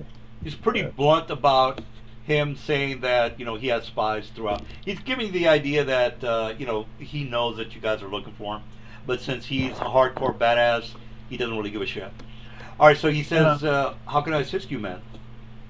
At this point, I'm gonna shapeshift into Jarl. Oh, okay. and say you are not honoring your contract with us. And he looks at you and he says, "Well, Jarl, I know that you were never a doppelganger. I see that you have doppelgangers as friends." And then he kind of walks up to you and says, "I didn't know you had an." So he this might confuse you, but just kind of roll with it. He says, "I didn't know you had an alliance with the Thieves Guild in Telflam." And he kind of bows it. He bows towards you, Mister No Face. He says, "Your people, we had an understanding that you were to enslave all the humans throughout the lands. You haven't gotten around to taking care of Telflam, I would assume. Or do you have plans for Telflam?" So I will. Telepathically, No Face, you're going to hear Azrael whisper telepathically to you, this man is with the doppelgangers. It's likely why he shirked his contract. Guys are not as dumb as I thought. No, I'm sorry. I didn't mean that. I'm just ribbing you guys. I will say, transmutation magic does not make one a doppelganger. Well, And since I didn't see any regents or verbal components, I would assume that you are a natural-born doppelganger. Am I wrong on my assumption? you are wrong. Well, A simple hat of disguise is all one needs. and he says, "Well, you have a point, sir. You have a point. But I did not see you put on a hat, nor did I see you take one off. Therefore, I assume that you are a doppelganger. If I'm wrong, then my apologies. But nevertheless, I hear that you are looking for me. How can I assist you?" We are here to enforce the contract. The contract? Well, we do have a contract, my sir. If you are who I think you are, I am obligated to the contract we have made. I'm following the contract to a T. Am I not correct on this? Once again, Azrael will telepathically sort of whisper to you, I think he has a contract with the doppelgangers different than the one he has struck with Jalanthar. Okay. And he says, my obligations with that city are of no consequence. We have a greater assignment here in Raven's Bluff. Not only is the city going to be at war within a couple of days, but the agreement that we discussed with your people, you might want to talk to them about that, because again, I would hate for your organization to go after me on such a mistaken, I guess a mistaken technicality of what we were agreed upon, or what we agreed to. So let's not think about or talk about the rubbish of Telflam. Let's talk about us here now and the war that awaits us. But you must understand, to discount Telflam is to discount much, for we have our hands in many pies.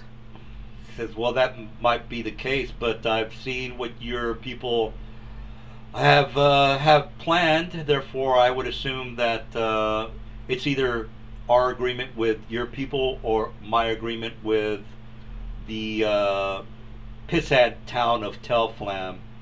I care not about the vagrant and vagabond villages. We're talking about something more important, such as the fate of the humans. Am I not correct on this? So he's basically, you might be a little confused as to what happened. I think Slevin's getting the idea here, but he has a higher calling, if you haven't figured it out yet. Now, I like to put these moral quandaries with the players. They have to make a choice, whether you side with Monster X or Monster B. it's technically your call. I mean, they're both horrible people, but you have to kind of choose the one you're going to side with. So I'm kind of giving you some sort of a moral quandary of how you want to how you want the campaign to go, because your choices are going to affect, you know, what the future of the campaign is going to be. So you have to kind of think about what you want to do here. Do you give a shit about some, you know, fucking nobody from some pissant town who's giving out orders, who you seem to be impressed with? Actually, he's saying this. He's actually, I'm gonna talk for him right now. Says, do you happen to think that this pissant town is more important than Ravens Bluff? And do you also happen to think that the agenda of your people is something to be taken lightly? Because from what your people have told me, is that there is a larger agenda than some one-horse town. Don't we? Don't you agree? We have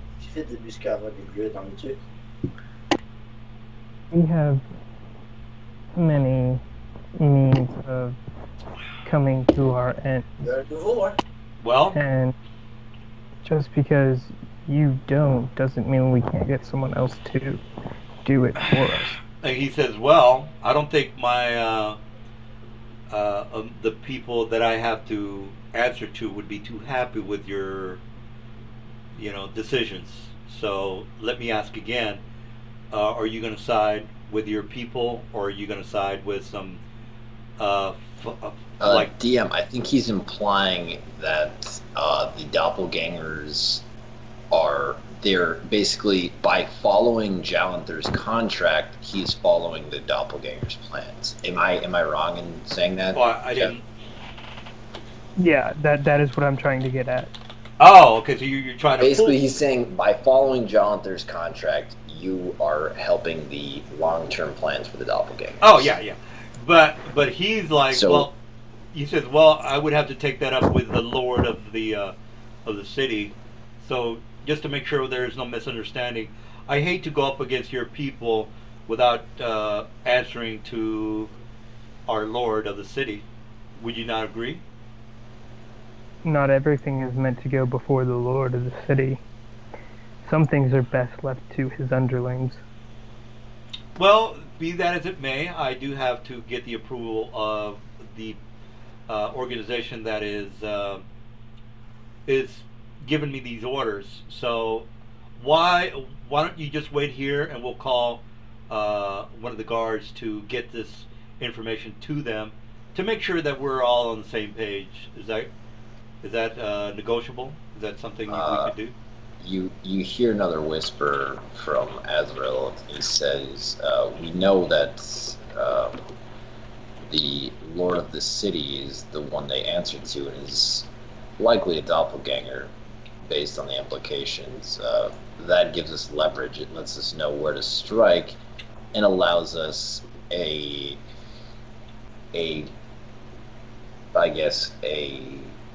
point of control. If we can impersonate the leader of the city, we could, in theory, make all of these thieves fall back in line with the contracts they have to Jalanther. And then he says, well, if my memory serves me This correct. was telepathically to Oh, okay. The characters on the squad. This is not to I got it. Okay. the guy we're talking to. Yeah.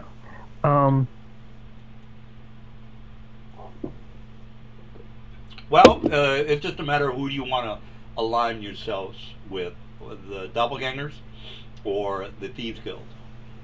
Basically, Azrael's saying, like, we could tell this Justin guy to go and sure, go talk to the boss, but we could get there before him, kill the Right. boss, and then pretend to be the boss. Be like, yep, that's the plan. Just Have saying. you- Has anyone on the team seen the inside of the boss's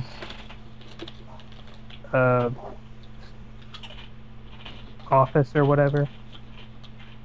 Well, it's this area here, by the way. Yeah, actually, Mingar would have. because Mingar has been here since the beginning of the campaign, and we have done work for the mayor, the town marshal before. So I think we know both of these places. Well, So you're we could teleport in, kill the doppelganger there, and then just be waiting for the guy to show up, and then be like, "Oh, hey." Yeah, that's us. Yeah, exactly. That's what I'm thinking. Okay, I like that plan. well, Mr. Slevin, isn't your character a dragon that wasn't originally at the beginning of the campaign?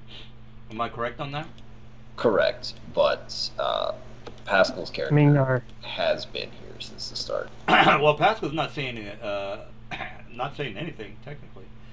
Basically, I was listening to you guys. Well, not to rain on your parade, Slevin, but could you? I'm not. You could tell Slevin what to do. I mean, Pascal's character what to do all day long. Doesn't matter to me. But technically, couldn't you? Wouldn't his character say all this? I mean, really? I mean, I just don't want you to, play somebody else's character. Is all I'm trying to say. I'm not playing his character. We're talking about this in kind of a mix of in character and out of character right now. Yeah, that's fine. What we're thinking. Oh yeah, that's cool. More or less, the implication is if we let this guy go, we have somebody who knows the inside. We could get inside, kill the leader, and impersonate him, and then use that impersonation to enforce the contracts of Jolanther. Oh, okay. Well, let me take a piss break, and you guys can try to come up with some plan on what the hell you want to do. All right, so. But basically, I would need a description from Mingar of the inside of the Room. leader's whatever building or whatever, and then I could get us there. That can be done easily. All right. Because I think this Justin guy has a long way to go. Where are we right now, and where's the building again? I think he said it was right there, was where we're going. Yeah. And the tavern we're in was basically on the other side of the map. Okay, yeah. Okay. Yeah, that's what I'm thinking is that it would take him a while to get there. So if we just get there before him. Yeah, if we have access to a teleport spell, then. But then again, he might as well. Okay, so what was the? I could cast a dimensional anchor on him without him realizing it. Perhaps it depends on what spells he has up, but I could make a very discreet dimensional anchor spell on him. Yeah, I can try and keep him distracted. Well, I have sleight of hand for my spell casting, which can supplement, which can basically disguise verbal and somatic components of casting. So he would not necessarily realize I'm casting it, and I would cast it as an invisible spell, so he couldn't see the spell, and just do it that way. Okay, that's fine by me. All right. So what was the? What do you guys want to do? So basically, I'm describing the mayor interior building to Sliven character, and we will go from there. Well, first of all, DM, do I detect any magic auras on this Justin character? Yeah. In fact, I am while this conversation is happening, one of the abilities of Arcane Sight is if I focus on the person that I am looking at, I can tell whether or not they are a spellcaster and what their highest spellcasting abilities are. I'll get the description from the spell itself to let you know. So it says, if you concentrate on a specific creature within 120 feet of you as a standard action, which I have done, you could determine whether it has any spellcasting or spell-like abilities, whether these are arcane or divine, and the strength of the most powerful spell or spell-like ability the creature currently has available for use. So I'm doing that to him. Oh, okay. All right, so he basically just by concentrating on him. Well, he has contingency on him as well as armor greater, which is shield, and then greater armor is a total of 10 for his AC. Not to mention his regular AC on top of that, and a contingency spell if he needs that. This is just to see if he is a spellcaster. So this should tell me if he has spellcasting or spell-like abilities, whether or not they're arcane or divine. Just and the strength of the most powerful spell or spell-like ability. So basically, it would be, is he a spellcaster? No, if he is, it would tell me. No, Slaven, a question for you. Since I'm a mage slayer, do you get a feeling that he's able to cast because I'm what I am? No, it's the creature that you're attacking is the one who would get the feeling. Basically. So because we are not in a fight position, I don't know. No, you wouldn't know either way. It's just that the person that you threaten is the one who knows, not you. So basically, right now you don't know that I'm a mage slayer, but if you get in a fight situation and you will know. DM just said he's not a spellcaster, so he wouldn't get an inkling anyways. So I don't know. This guy, like I said, I mean, the question is that guy's a spelllinger? He's not a spellcaster. But could he be a doppelganger? I mean, I suppose he could be a doppelganger, but I doubt it based on the way he's spoken. Has basically given away the fact that he serves a doppelganger and that he's not a doppelganger. Because instead of saying words like, like us and we and things like that, he's basically differentiated himself from the doppelgangers with his use of nouns. So I do want to correct myself. Contingencies. Pronouns, I guess. I do want to correct myself. Contingency is a personal spell. Therefore, I cannot have that spell. I'm not a spellcaster. So I want to correct that. I don't have contingency. Right. Just want to mention that. I will pick up some water, guys. I will be back in a minute. I don't think we have anything to worry about. I think we can just keep on with the plan and teleport there ahead of him, because he does not have spellcasting ability, and the spells that are active on him would not indicate that he has the ability to teleport. So, all right. So he comes up to Mr. Nofith and says, "So what brings you here? And if you're not with the doppelgangers, my good sir." Who says I'm not with the doppelgangers?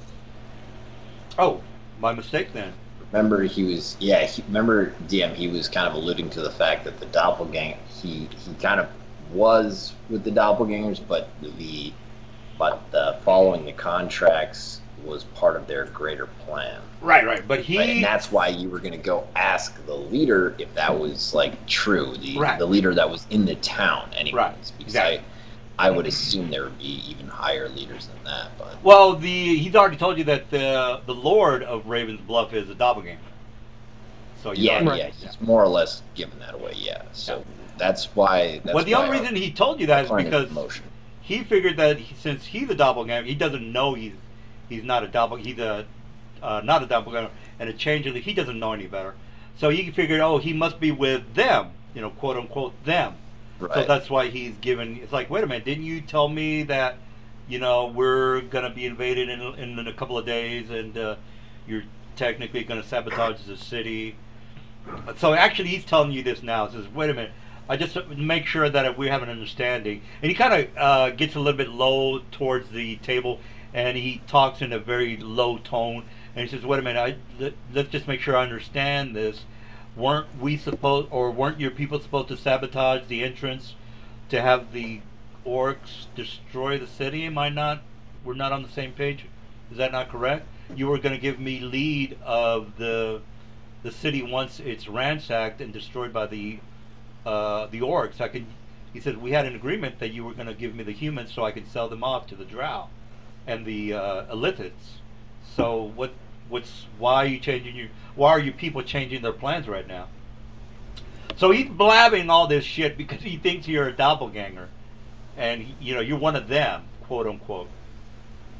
I mean, at this point, if this guy, I don't know. Well, the thing is, we need his connections to complete the contract because we need him to enforce the contract. But this guy's pretty fucking far gone. I'm not gonna lie. So Yeah, he's basically. I don't know how worthy of salvaging. Yeah. Remember, guys, there's something going on in the city. You already know there's something going on in the city. I'm just giving you because again, you guys really didn't know what was happening. So I'm telling you right now what's happening in the city. The city's it's gonna get fucked in a couple of days, and he's telling you that we had an agreement. Again, I'm not gonna repeat myself. You get the idea. Yeah. All right. I say we just we invite him into a back room and say, okay. All right. Hopefully, I'm not making it too complicated for you guys, but it's more of a moral decision on who do you want to align yourselves with, Mr. Jeff? Sliven. Right. We could lease him, I guess, or something like that. But that's like, I mean, I can always impersonate him and just go back to his people and say, okay, this is actually a change of plans. We're going to be doing this instead.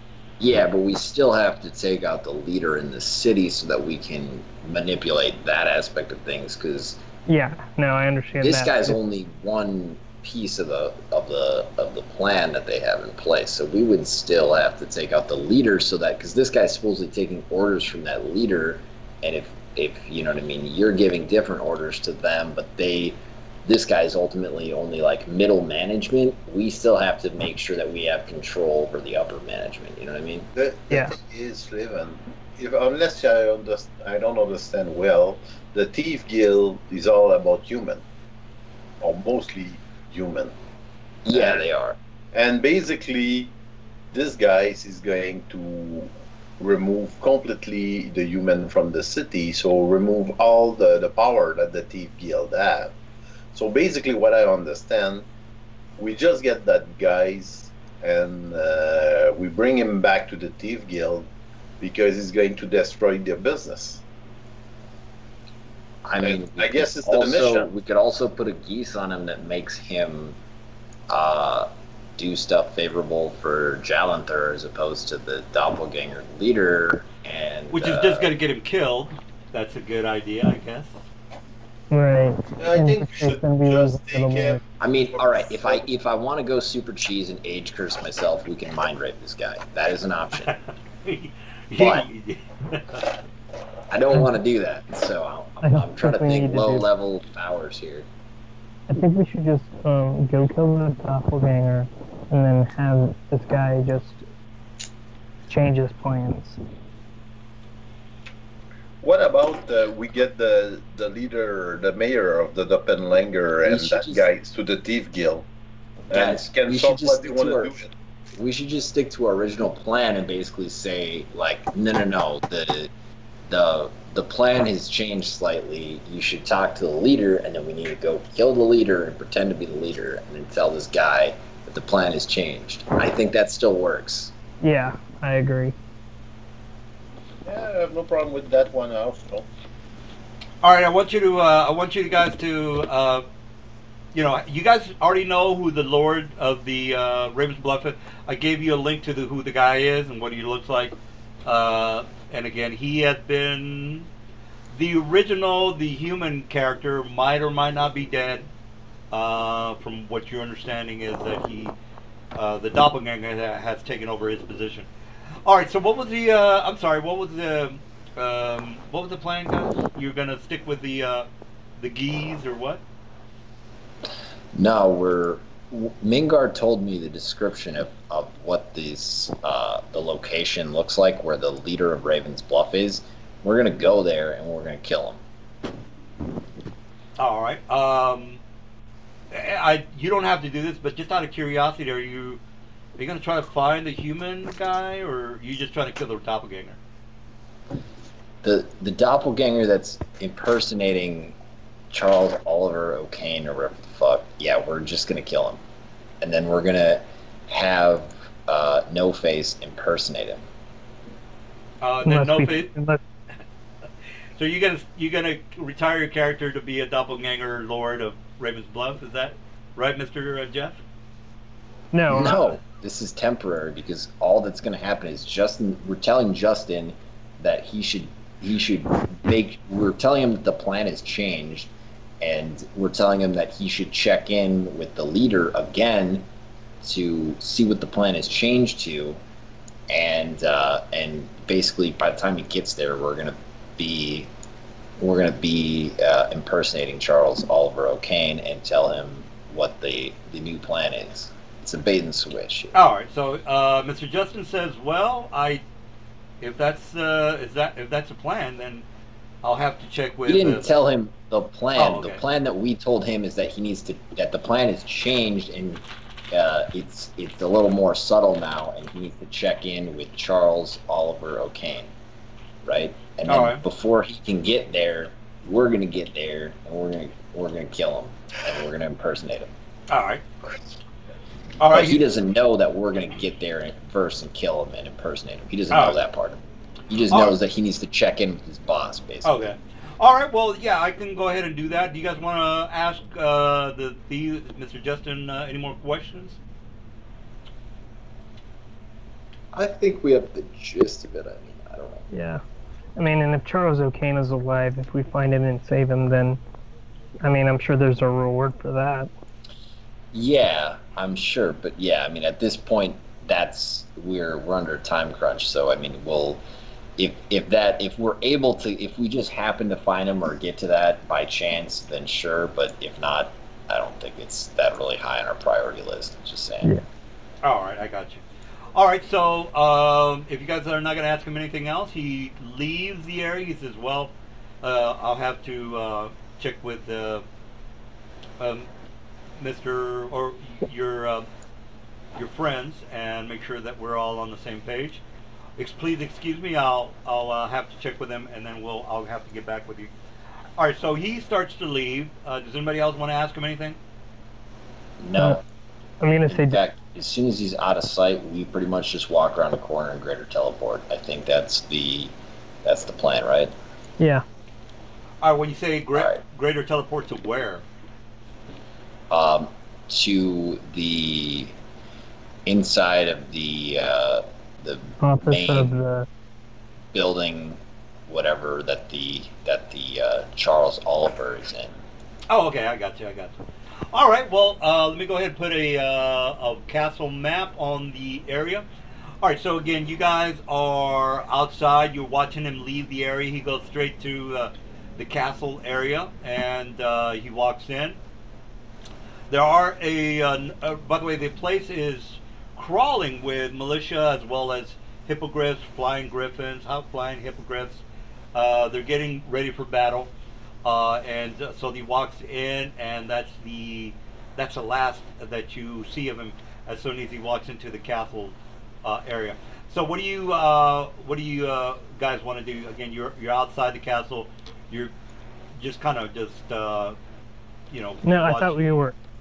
We're inside. Remember, Mingar has been to the inside of the. Remember, because we did work for the mayor or the governor or whatever of Ravens Bluff before. We did work for the leader of Ravens Bluff and for the marshal, so we know what both of those offices look like inside and out. So we can tell. You've never been there. How are you, Cas? Right, Mingar has been there because he's been here since the start of the campaign. Yeah, all I need is a description of the place to use greater teleport to get there. Mingar, I don't remember you guys ever been inside and talking to the Lord. I'm almost positive. Yeah. We did missions for the marshal and then the mayor as well. In fact, I think it was the mayor first and then the marshal second. It was one of the two, and that's how we found out that they were basically all anti-human racists, and then that's when we left. No, Yeah. yeah. Well, regardless of what the hell happened, doesn't really matter. Anyway, the place is it's got a forbiddens on it, Mister Greater Teleport Man. So that's not working for you. Whatever. Can we just teleport it outside of it. Well, you're outside of it Outside. now. Yeah. Teleport again. Yeah. Well, you already know that forbiddens negates any kind of teleportation into the castle. So. Right. And it's also dispellable, so. Well, yeah, I guess you got a point there. Yeah. All right, so let me put you on the map while you tries to figure out what the hell is happening. All right, so you're outside of the area, and you cast this dispel greater, I would assume. So, if you can roll that, please. No, I'm not going to do greater dispel. I'm just going to use the. I'm going to use the discharge portion of my Dwemer Vortex to cast it on one square of the forbidden spell, which dispels the whole thing. All right. So you are able to dispel the forbiddens, and you are now inside the courtyard. As soon as this is the courtyard here. All right. So let me just put you on the map. Oh, that's the wrong. The courtyard. I thought we would be on the. Well, remember, yeah. Well, here's the thing. You already know that most castles, not all castles, have some sort of a courtyard, and you just kind of happen to see Mr. Justin walk into the building. You're outside in the courtyard. That's when you. We teleported. How did he get there before us? I'm curious. Because he said it was on the other side of the map. Right.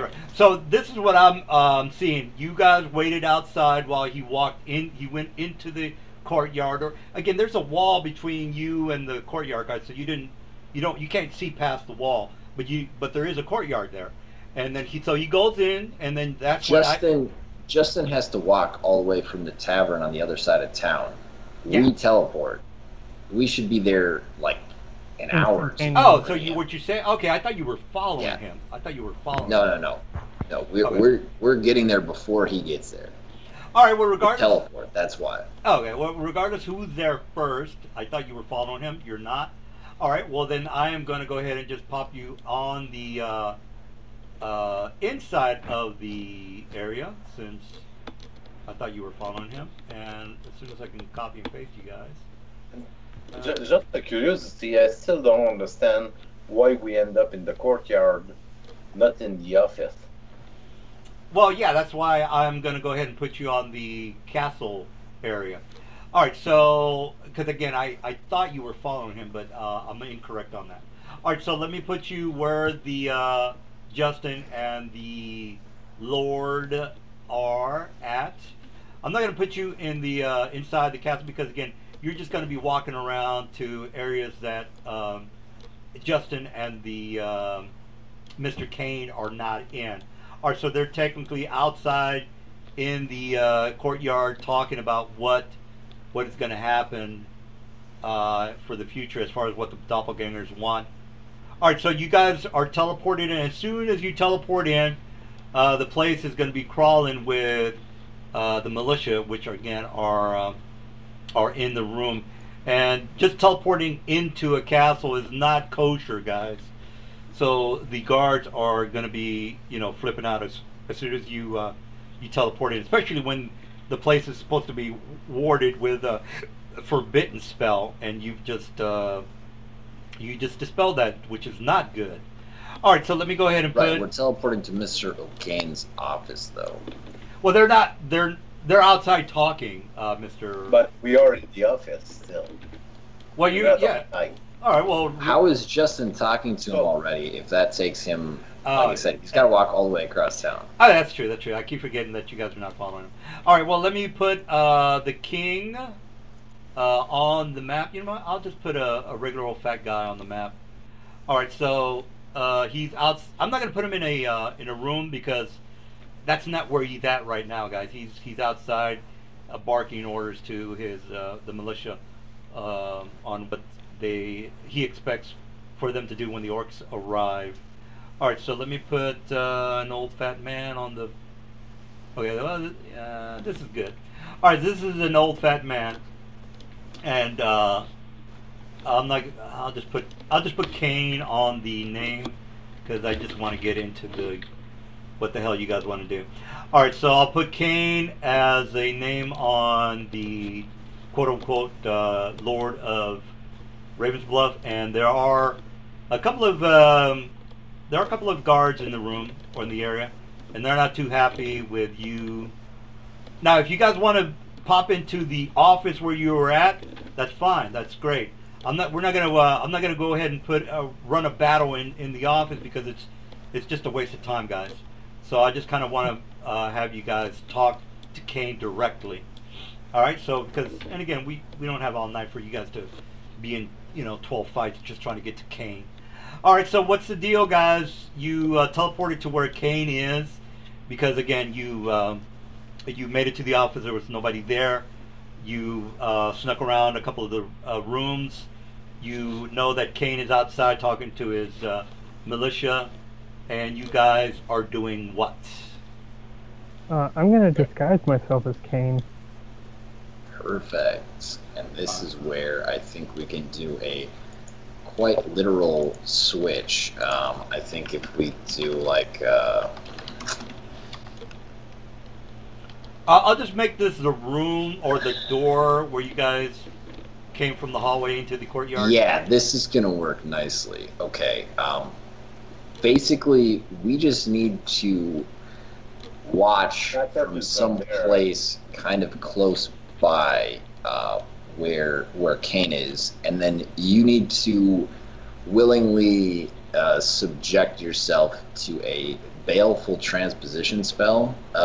And I'm basically, since you look like Kane right now, I am going to instantly have you switch places with Kane. They won't even be able to tell the difference. Okay, I'm fine. I will fail the will save. All right. Mr. Kane needs to make a will save, and I am going to heighten this to the maximum level that I can to ensure that it goes through or has the highest chance of going through. All right, so just to make sure we're all on the same page, you guys are coming out from the hallway into the courtyard. You're doing this before you get out into the courtyard. Am I correct on that? Yeah. So basically, they can't see us in the courtyard yet, but I'm going to look down at where Mr. Kane is and cast this spell. All right, yeah. All right, so before you make it into the courtyard, you're definitely in range. You're doing some sort of a weird spell. Gotcha. All right, let me put a couple of. I'm doing a heightened baleful transposition between No Face and Kane. I got you. So that Kane has swapped places with No Face who is impersonating him. All right, well, we'll start the initiative because that would technically be a standard, I would assume. All right, so you guys are walking through the hallway. Nobody would be able to, other than Kane, would be able to tell that this is going on. So, I got you. All right. Well, it's instantly. Yeah. Two target creatures of which you could be one instantly swap positions.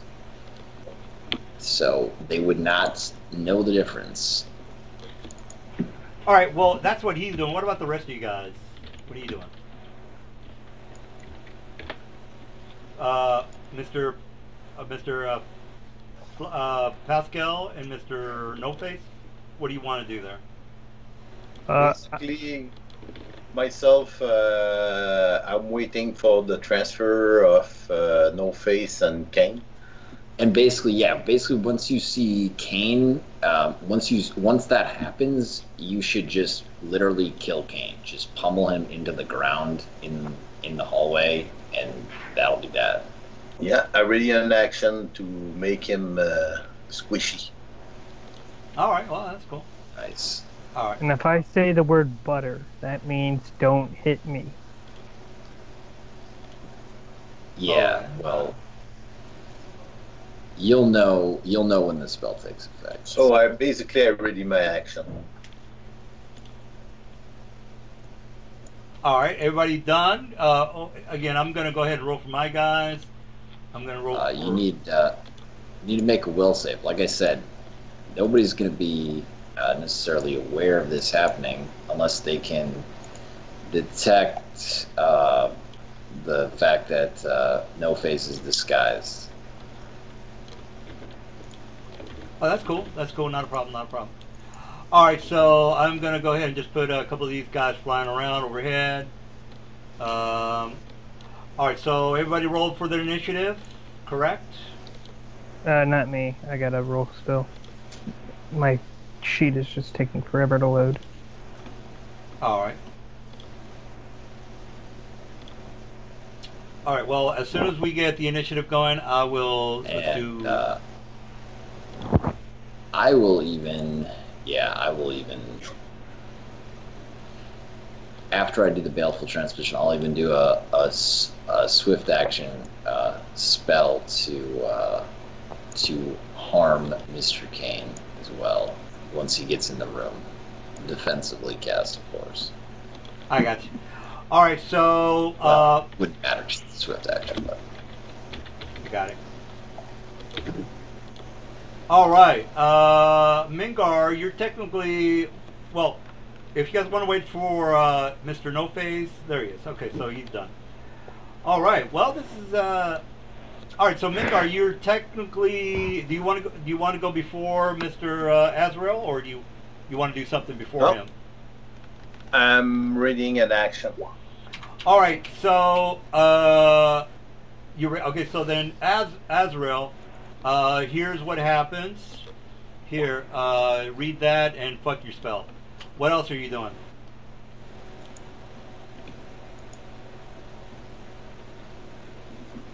Are you finished, Mr. Azrael?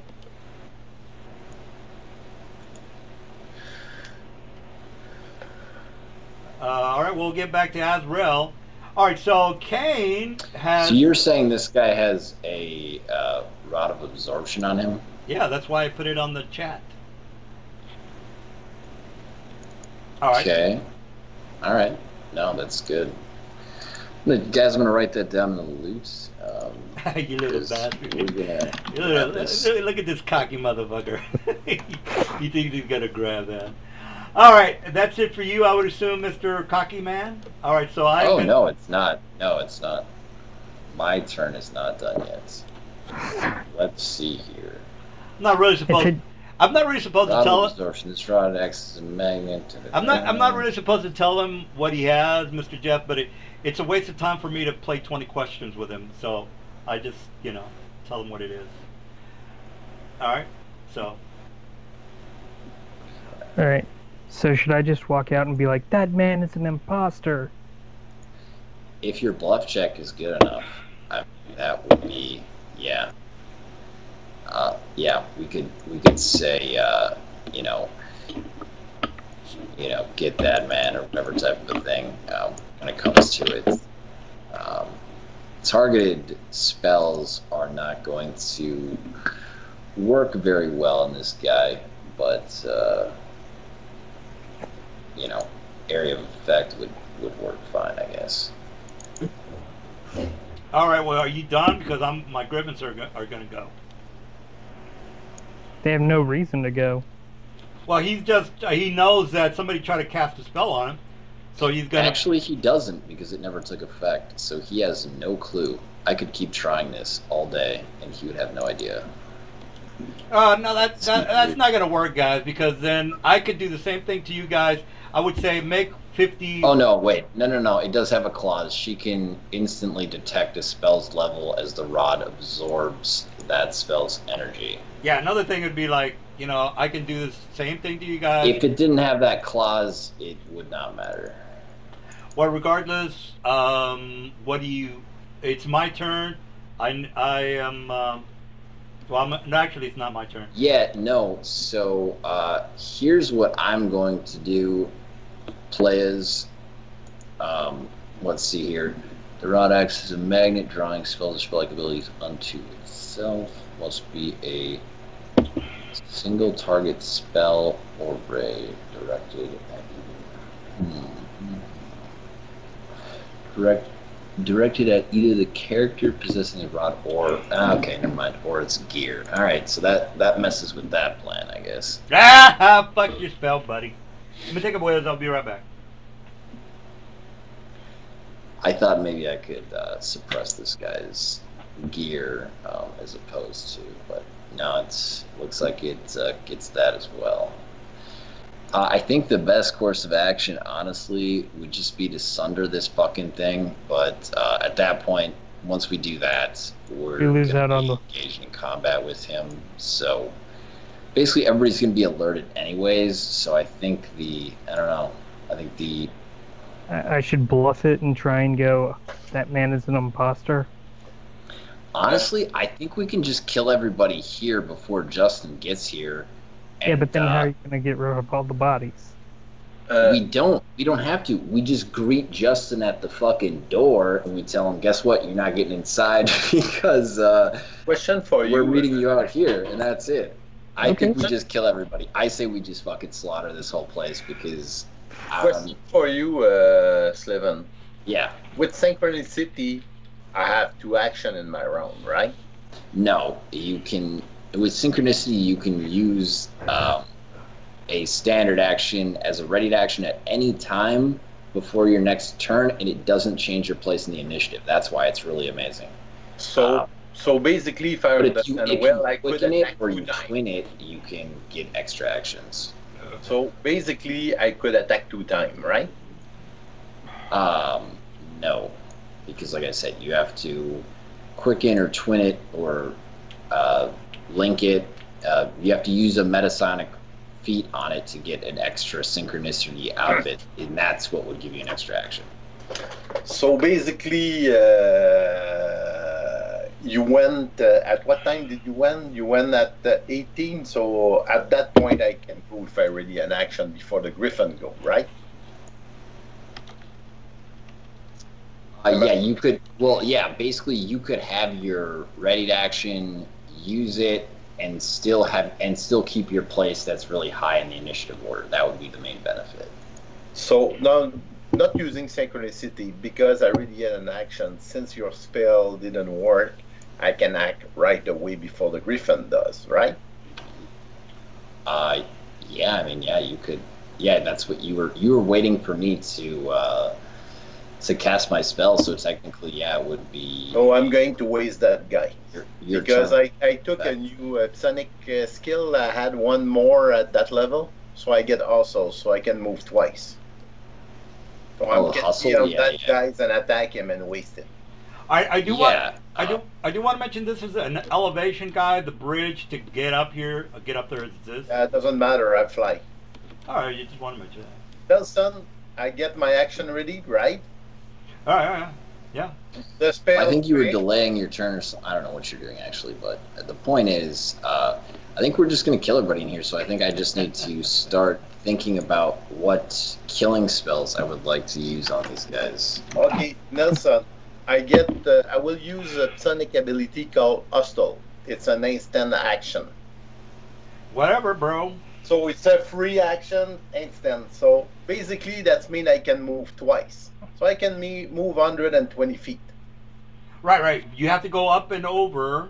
Hustle is just hustle. All hustle is you're moving double movement. That's all hustle is. So basically, I move 120 feet. There is 75 feet there plus the elevation. So I'm there basically, or I could be here if you like, because I get reach. Well, again, you have to hit the Q button and then just kind of mark. Yeah, that's how you mark it, I guess. Yeah. Or, So basically, here I am. Yeah. And I use it so I move my 60 feet, and I use it also. Okay. So that means I can move 120 feet. It's a free action. So now I can attack that guy. Yeah, but it's not a free action, so I'm not exactly sure what you're talking about. If you look at, I move 6. I can make my move action. If I use also as a free action, it gives me an extra complete move. That's basically how it works. You want to check it out? No, that's fine. It doesn't really matter because you can move 120 feet, which is within your range. You have a yeah, you have a standard on your attack, so I don't know what you want to do. Wait. So basically, I want to have my 3 attack on him. Is what I want to do. Well, yeah, you can. That's your regular thing. You move 120 feet and do a standard attack. Yeah. No, he can full attack because he has hustle. That's what he's saying. He's using the power hustle to use a move action as a swift action, then he's full attacking him. That's there's hustle doesn't give you a full round, bro. It gives you a movement action as a swift action, and then he still has his standard and move left. Oh, so he can full attack. You're talking about a psionic hustle. I got you. So what do I need to touch him? His armor class is 45. No, Seriously? I'm being for real. I'm not bullshit. I am for real. Basically, just use less power attack on him. That's all. Okay. Yeah. Wait a minute. How did he do the hustle since you were over here doing a spell attack on the? He's a war mind. He can manifest powers. A war mind? I thought he was a fighter / war mind / Hellreaver, something like that. Yeah, he's a couple different things. So I will power attack off only. So we get 45, you say, yeah? Yeah, 45. No shit. The reason he has higher than he's got some really good armor class, guys. It's not like his dex is fucking 30 or anything like that. I mean, 30 is high, but it's his armor class that's giving him a lot of bonuses. Plus, he's got a couple of extra things on him. All right, so go ahead and attack and do what you got to do. Okay. Now, usually the I don't give 45 armor class to the NPCs, Mr. Jeff, but these are the ultimate bad guys. All right, the doppelgangers do not fuck around. All right, so that's a hit. That's a miss.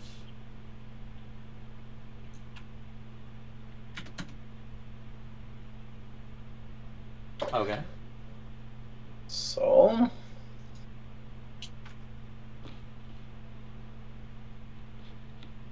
And by the way, I'm using this, Jeff, not to confuse you, but I already have stats on the real token. This is the real token with the real stats. This is just the face of Mr. Kane. So, don't get confused and think it's two different people. It's the same guy, but this token here is the one that I click on for the attacks and all. So you get 41. 41 damage? Is that it? Yes. Yeah. All right, minus 41. Got it. All right, so is that it? Yes, it is. All right, so as soon as you start to show up the griffins, they all have mounts on them, by the way. So I'm not gonna put the captains on top of the griffins because I have to put the tokens on top, and it's a big drag. So I'll just put. I'm not gonna put the captains on top of them. All right. So one of the all of them actually charge you. DM, I haven't been able to go yet. So you're the one that you went on initiative 18, bro. What the fuck are you talking about? That was a yeah. I cast a single spell as a swift action. That does not mean swift action goes on your round, bro. You already know this. Yeah, and I was the one who opened up the combat, and Mengar was waiting for me to cast a spell before his delayed turn went into effect, so I would still get to use the rest of my turn. Alright. Well, that's technically an immediate action, what you just did. So that's not... No, it's not. No, you went out of your... I'm not going out of turn. Mengar delayed, so he was acting on my turn. Which, yeah. How did he go on? Or after my turn, I should say.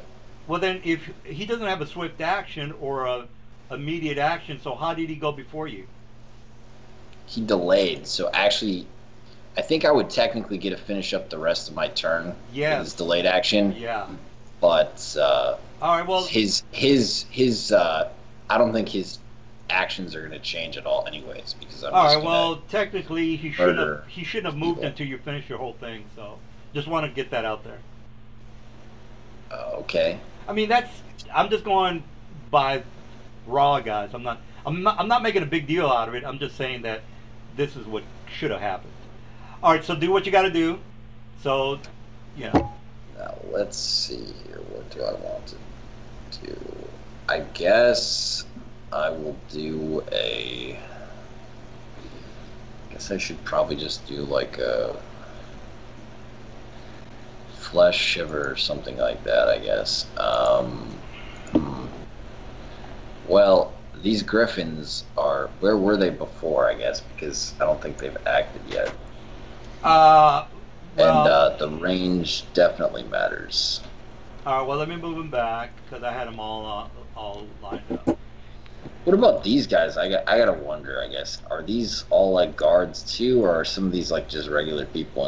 Yeah, they're regular people, and the ones with the black or the red feathers on top of their head are gonna be the fighters. Everybody else is just NPCs talking about how humans are fucking dogs, and they need to or cattle. They're basically saying that humans are cattle. If you get my drift, wink, wink, nudge, nudge. Oh. All right, Okay. well, it's an inside joke, Well, Jeff. I am going to fly up. Well, I don't even know if I want to do that with these guys. Let's see here. Actually, I like this bark better, I think. Ah, you little bastard. I don't know what the hell you're doing. I gotta decide how many of these people I Yeah, can come on, bro. maximally I want to kill kill at you, one bro. time. You're gonna die tonight, bro. I've been That boning works for up. my purposes. Okay, I like that better. So I'm gonna kill all of you tonight. I'm I'm sorry. going to fly to. I'm sorry I have to kill you guys. I'm really sorry about this. But doppelgangers are top of the line. They're the grade A prime beef of the campaign. I cannot make them into wimps. I'm gonna fly down there, and then I am going to cast a flesh shiver spell chained, How far are you in the air, bro? utilizing. I am about. I would be about, I guess, 20 feet off the ground. All right. 25 feet off the ground. All right. And this is a chained flesh shiver, which can hit other targets with up to 30 feet. I'm using my spell points from Come on, bro. I want to kill you, so from get on with the it. undead battery feat to power the chain spells. So that's it's 3 less on that. So it would be, I need saving throws from this guy, this guy, this guy, this guy, this guy, and this griffin. If they don't have a red thing on top of their head, they're fucking useless. So do what you got to do. Whatever. They need to make fortitude saves. All right, there's my 42. I think that's a fail. That is a fail. All right, well, these other guys, I'm not gonna roll for them, Mr. Sleb, because they're just, they're talking about how humans are fucking idiots. So, well, actually, they're not all. I take that back. They're not all doppelgangers. They're not all. Doesn't matter. All the witnesses in here have to die. So, are you saying that all of them die and the one who made a saving throw died? Because no, there's other saving throws that need to be made. Yeah, well, the other saving they're not gonna make it. I'm just the important people are the guards. So yeah. Okay. Well then, I guess X them out. They're dead. Yeah, but what about the guards? What's going on with that? Give me the damage. There is no damage. If they fail their save, they die. That's why I'm asking for saving throws. Oh, what the fuck spell is that? Oh no, wait. Is this the one that I think this is? Oh, maybe I mixed this one up with. Am I mixing this up with Finger of Death? Man, I don't know what you're doing. Finger of Death only affects one person, by the way. You got to touch them as well. Oh, I am mixing this up with Finger of Death. So is Finger of Death? Yes, I fucked that up. Finger of Death. My apologies. I kept saying flesh shiver for some reason. Yeah, finger of death. Well, finger of death, you know you have to touch them. So, are you doing that? No, it's not. It has a range. It is a range spell. It's a targeted spell, and I'm chaining it. Like I said, the chain spell meta magic. Any spell that specifies a single target and has a range greater than touch can be chained so as to affect that primary target normally, then arc to a number of secondary targets equal to your caster level, maximum 20. Each arc affects one secondary target chosen by you, all of which must be within 30 feet of the primary target. So I think all these people are within 30 feet of each other. All right. All right. Well, I'll put a big X on him. What's the DC of the spell, by the way? Would be a 27. All right. Well, let me put a big X on him, and then that'll be that. Although I suppose I could. You know what? I suppose I could if they're worthless, like you're saying. Actually, that's a good idea. I'm gonna change that. Well, not you. I didn't want you. I'm actually gonna fly over here and I'm gonna kill these. Oh, dude, you're meta. You're flying meta creatures. You're metagaming, bro. You're metagaming. All right. Well, then I'm gonna give him. I'm not metagaming. This is in character. I'm thinking flying creatures. I don't want any of them to get away, so I'm gonna kill them first. So. That's I guess I need 2 more saving throws then, I guess, from them. Well, did you get this guy or not? That's what I want to know. No. All right, that's fine. All right, so who are you gonna do this on? These 3 griffins right here. All right, so I'm gonna go from left to right. 1, 2. You already did 1 save for one of the griffins. No, that's for the captain, or the guard, I should say. All right, so 1 would be, and I have to roll differently, Mr. Slevin, because they have different fort modifiers, so I have to roll again. All right, so 28, 19, and a 33. So this guy in the middle doesn't make it. All right, is that it, Mr. Dude? Are you done with your horse shit? Yeah, I guess I am. I need to stop using spells that allow you to save because... Well, you're going to die tonight, so don't worry about that. All right, Go for it. All right, so hippogriffs are... Oh, no, I'm sorry. Mr. Black... no, Mingard. He already went. All right, since they're flying, and they're not even close to you, Azrael, so don't give me any of this. I'm going to do a attack of opportunity. All right, so I'm going to move here, and I'm going to move here, and I'm going to do a pounce maneuver. So pounce number 1, pounce number 2. All right, so I don't know if any. Oh, did I crit it? Did I crit on anybody? No. All right, so I'm not gonna do anything here. 15 points left. I don't know what that means. You get a 46, 1 Dutch. What was that? Oh, the 24 damage. All right, my guards are going to. Isn't it 49 that you have? No, I think thought it's we just did 43. No, guys, don't get crazy with your horse shit. That's not. 43. I get 44. 44 now. All right, 44 sounds right. Yeah. So I hit you once. The 46 hit me. Yeah, that's fine. No, I get a. Did I give myself the? Wait a minute. Let me see if I gave myself the +2 for the thing. Give me 1 second, guys. I just gotta compare the regular attack to the pounce attack. Give me 1 second. I think I did put in the +2 modifier, but I just want to double check that. Okay. Regular attack is 27. Did I roll that? Give me a second. Regular attack. No, that's right. All right, so I give myself the pluses for the whatchamacallit. All right, well, that's it for 1 attack hits you.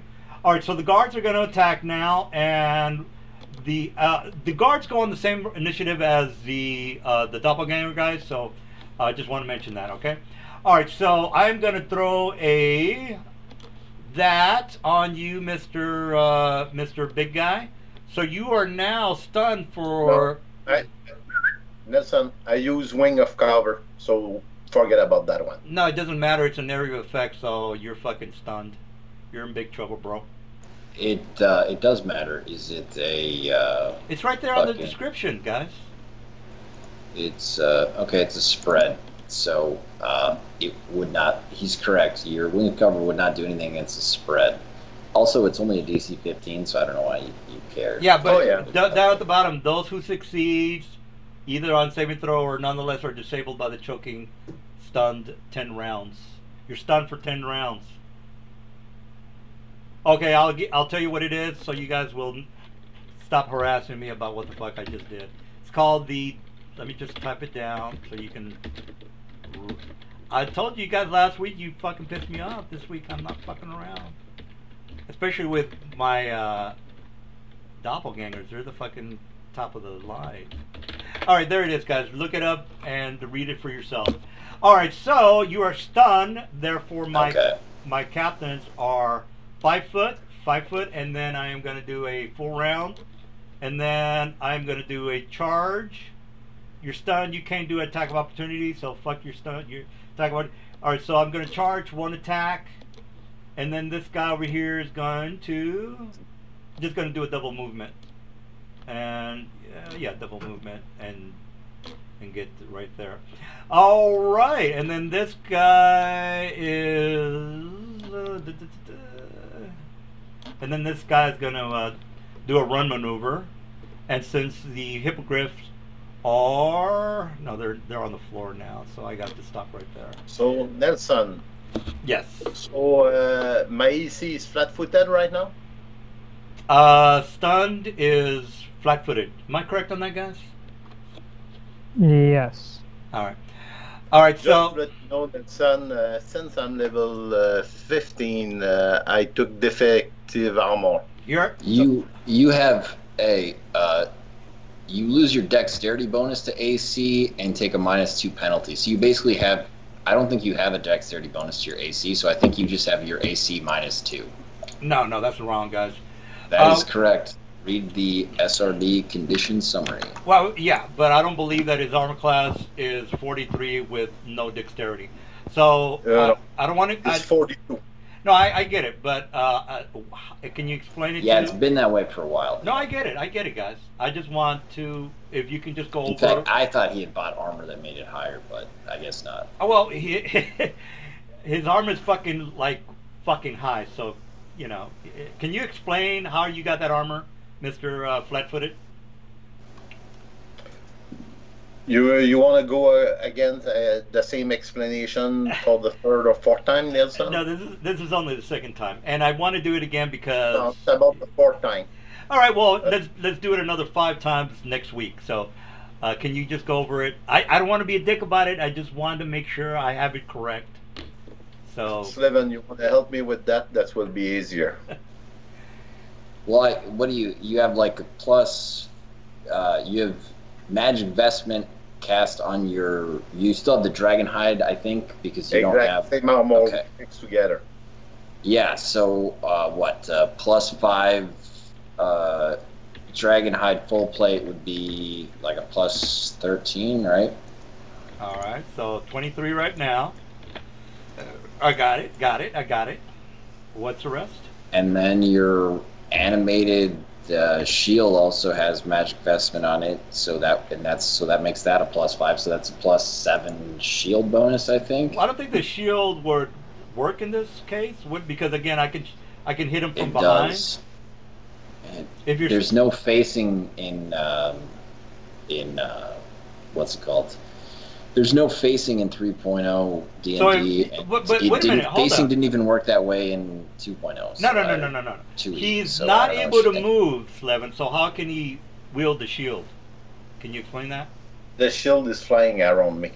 I don't. The shield's animated, so it Well, yeah. doesn't matter. And regardless, the stun rules say what they say, which is just that it doesn't say that he loses his shield bonus, so he doesn't lose his shield bonus. That's the way the rules work. All right. I can't help you there. I'm not asking you. All right. Well, what is the shield bonus? +2 or what? The shield bonus is +7 because it's 2 plus 5. Well, Tower Shield is a 4, so how is he getting a 5? 2 is a regular shield. The plus 5 is the enhancement from Magic Vestment.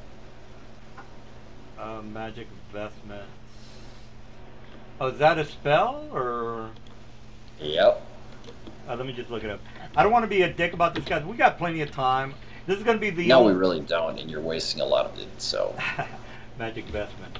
No, I got to check, guys. I'm sorry. Vestments. I got to check, guys. Give me a break here. All right, imbued with steel, you get a +1 for 4 levels at a +5 max. All right, so 7. All right, I'll go with 7. All right, what's the rest? 30. That's 30 right there. He gets, I think, another... This is just going off, and this could be an old link, so if this is wrong, you let me know, but... well, you're the one that set it up for him, so he probably doesn't know what the hell he has. Whatever. I'm going off the sheet that was linked, like, 2 weeks ago or something like that. All right. In the Skype chat. Gotcha. Plus 5 from the defending property. He can't defend, he's stunned, so how's he getting 5? It doesn't matter. Well, what do you mean? He's already attacked. Well, what's the defending property that you're talking about? What is that? It's a defending dagger, whatever his weapon is. It just gives you a flat bonus to AC. Defending dagger? He never heard about that. Why'd I ask? Defending dagger? You did when you asked about this, like 4 or 5 weeks ago, whatever it was. Well, I can't. Yes. That's a long time ago, guys. I don't remember all your shit. All right, defending dagger gives him +1 bonus. Am I not correct on that? No, because he has that enhanced up to a +5, which means he can use the full +5 as the part of the defending property. As a free action, can choose to allocate the weapons enhancement. He's already made his attack, so how is he doing this as an enhancement?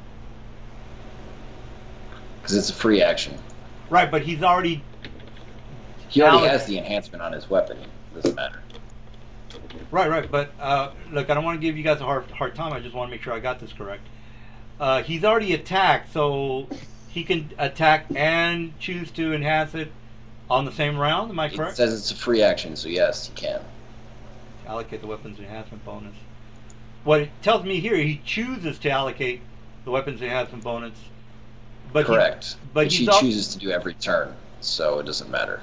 But he's already used his enhancement bonus to do his attack. Am I not right on that? No, because you can have multiple weapons at the same time. And with the defending property weapon, you don't necessarily have to attack with it. You just have to choose to allocate it. Right, I got that part. He's already attacked. He's allocated his enhancement to his attack. Therefore, he shouldn't be able to allocate... Not the same weapon, DM, not the same weapon. Well, he's not wielding 2 weapons. He's only wielding 1 weapon. Yes, he is. He has armor spikes on his armor, so he's counted as wielding them. Okay. Well, I'll give you that. Oh, how much is how much more is that? Plus. That's 5. All right, so that's 27. 35. We're at 35 right now. 35. Okay, there you go. I got 5. All right, so what's the rest? It looks like he has a +1 insight bonus to his armor class from the parrying property, which would put him at... Yeah, but he can't parry, so... Right. It doesn't matter. It's an enchantment that just gives him a +1 insight bonus to armor class. It's called parrying, but it doesn't have to necessarily be parrying. All right, so that's 36. Am I correct on that? That is correct. All right. Anything else? It looks like he has a +1 deflection bonus from his Cloak of Shadows, it looks like, so that would be a 37. 37, okay. Okay, I got it. Anything else? Are any of these plus... And then it looks like he has a Charana and or Charhar, Aina, and Dustana, one of which is enhanced to +5, and the other of which is just a +1. So, and Looks like the Dastana is. Looks like the Dastana is Ghost Ward as well, so that one's would apply to his touch AC. So that how would does be he another- how does he have multiple magical attributes on his armor? I don't understand that. Because they're different armor pieces. Like, you can have basically piecemeal armor. That's the Dastana is a piece of armor that like goes over your forearms or something. I forget where it goes over. So I just want to make sure I have this correct. I could have a plus 10 armor, and then I could have a plus 10 kneecap armor, and another plus 10 forearm armor. Am I correct on that? That's incorrect. It's similar to that, but there's only a few specific items that allow you to explicitly stack their armor bonus. But yeah, it's kind of like saying that. But there's, like I said, there's only like 3 armor items that I can think of off the top of my head that do that. So that explicitly stack in that way. Okay, well that's what I'm giving my doppelganger. He's got all that crazy shit on him. So I just wanted to mention that. All right, he's got elbow armor as well as kneecap armor. That's why his armor class is. That's not what they're called. Well, so. I know what you're talking about. It's in the Oriental Adventures. I'm aware of it. You don't know the specific name for it. But all right. So you said 37, and then plus 5. Am I correct? So I think that would be another plus 8 from there, and then minus. No. 1 You said 5 and 1. So how did he get 8? You said 5 and 1. No, it would be 5 and 3 actually. Well, it would be 1 plus 5, which is 6, plus 2, which would be 8, because it has a base armor bonus of 1 on its own, and then with the enhancement bonus, it's another plus 5, and the other one is just a regular 1 plus 1, so that's plus 2, so that's 8. All right, that's minus 1 45. size. That's 44. Yeah. All right. Well, 44. All right. So 40. His armor would still be 42 while he's stunned.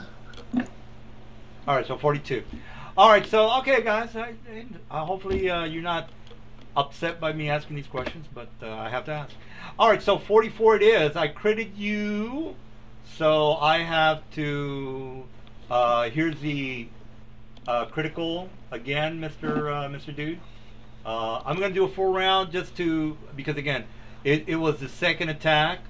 All right, so the second attack misses because again I rolled a 35, and then the third attack missed, but the 35 misses, Mr. Dude. So I don't know what you take. 23 plus 24 plus I think that's it. All right, is that it, Mr. Mingar? Yeah. All right. So did I do? Okay, yeah, that's it for my captains, and that's it for my guys. This guy's he's gonna run up here. He's gonna do a double movement, guys. So I'm just gonna move him right up there. All right, no face. All right, let me take a whiz. I'll be right back. So do what you gotta do, Mr. No Face. All right. Thinking.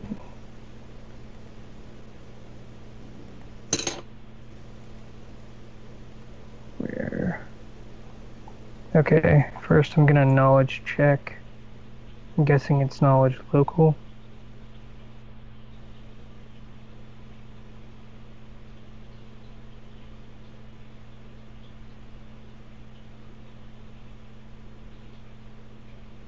Anyone else here? Yeah, I am. What's up? Okay, just making sure I didn't hear anything. So, everyone leave after that? No, I think the DM went. Yeah, I know he went to go to the bathroom, but didn't know about everyone else. I didn't know if everyone was just frustrated or.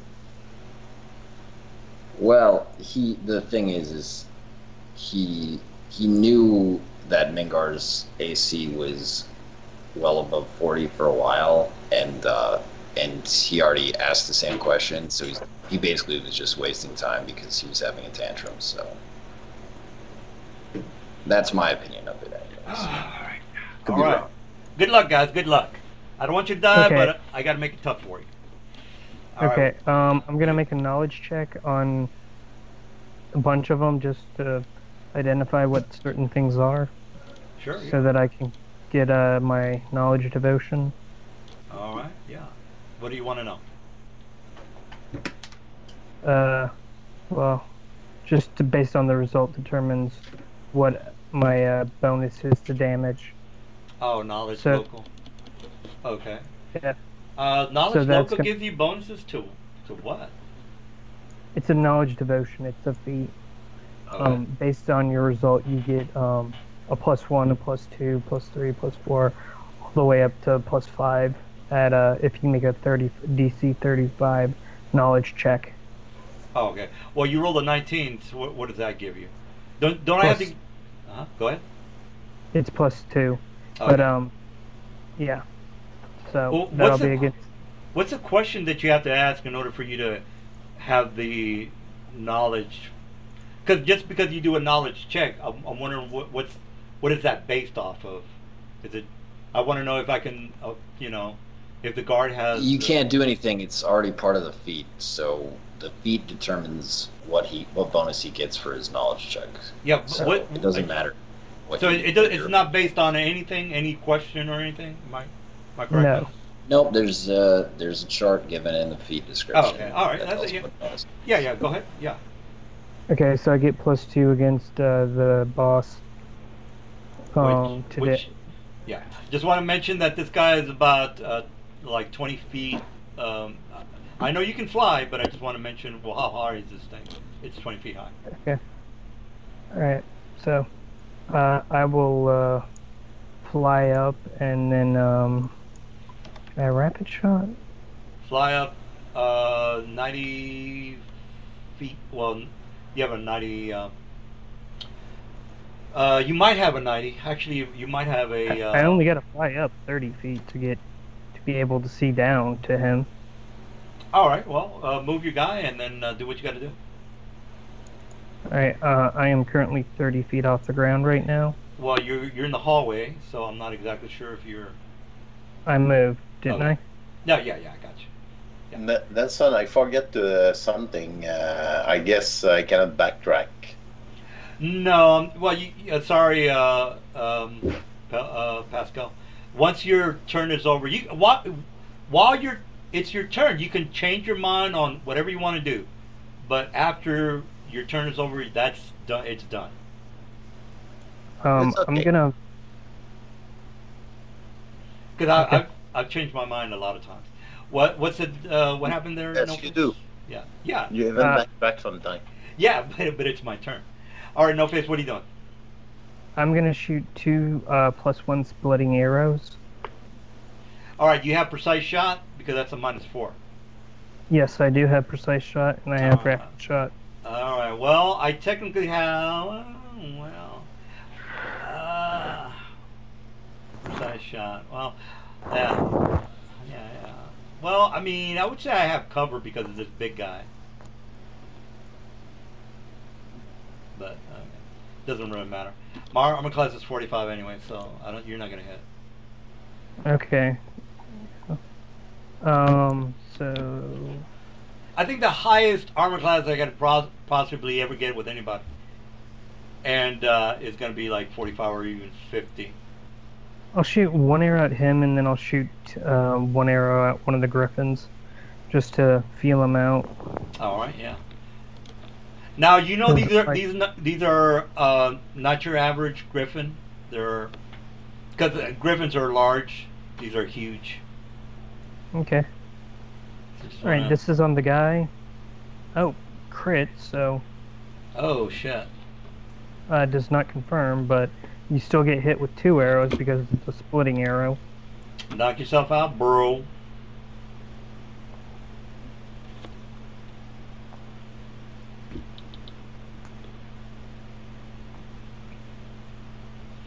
I'll just put him to the side.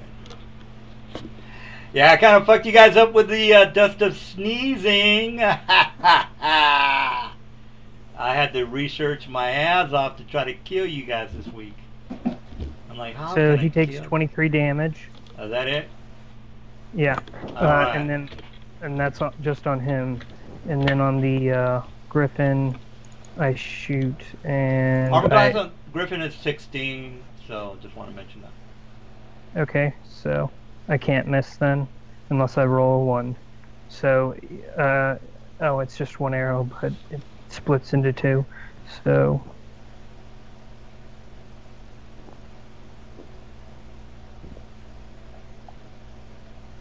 and the Griffin takes 14 damage. Oh my God, you kicking ass tonight, Mr. No Face. Sorry. Now I'm taunting you. I'm just fucking with you, man. I'm not focusing fire. When I focus fire, I'll do more damage. Yeah, alright, got you, I got you. Is that it, Mr. No Face? Yeah. Alright, Mingar, you are stunned. You can't get out of the stun, so that's it. 9 more rounds. Alright, 9 more rounds. Mingar, you're not. I wanted to, I want to brief you guys on this. I actually wanted you guys to fuck around here in the corner so I could get my men to get all of y'all with a sneezing powder. All right, Azrael, Azrael, because Mingar is stunned for 10 rounds. Azrael, what are you doing? As a move action, I'm going to draw the flame skulls from my bag, my handy haversack, and then I am going to. So I guess I need to put my torches back on the map.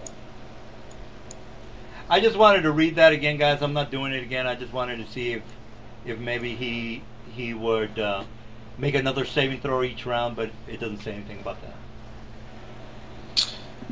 As a swift action, I am going to do a baleful transposition between Mingar and the regular mook over here. So, I mean, unless you roll a 20 in your saving throw, I guess, since you said they're regular mooks, right? Well, the only hardcore guy is the doppelganger. Everybody else is just, oh, well, these guys advanced HD, you already know that. Mm. Yeah, so I think they would, like I said, unless you roll a 20, I think they effectively switch places. All right, so who do you need me to roll to oppose? One of the guards? This orange guy. No, not a guard, a regular. Whoever looks like the most regular, average, random commoner citizen over here. So this guy translocate or transpose with who? Mingar. Like I said, yeah, with Mingar. Oh, okay. Sorry. I'm not. I didn't hear that part. So that guy would be there, and Mingar would be there. Oh, yep. All right. Thank you for swift action. Yeah, thank you for giving my Griffin a full round on the big guy. Great, thanks.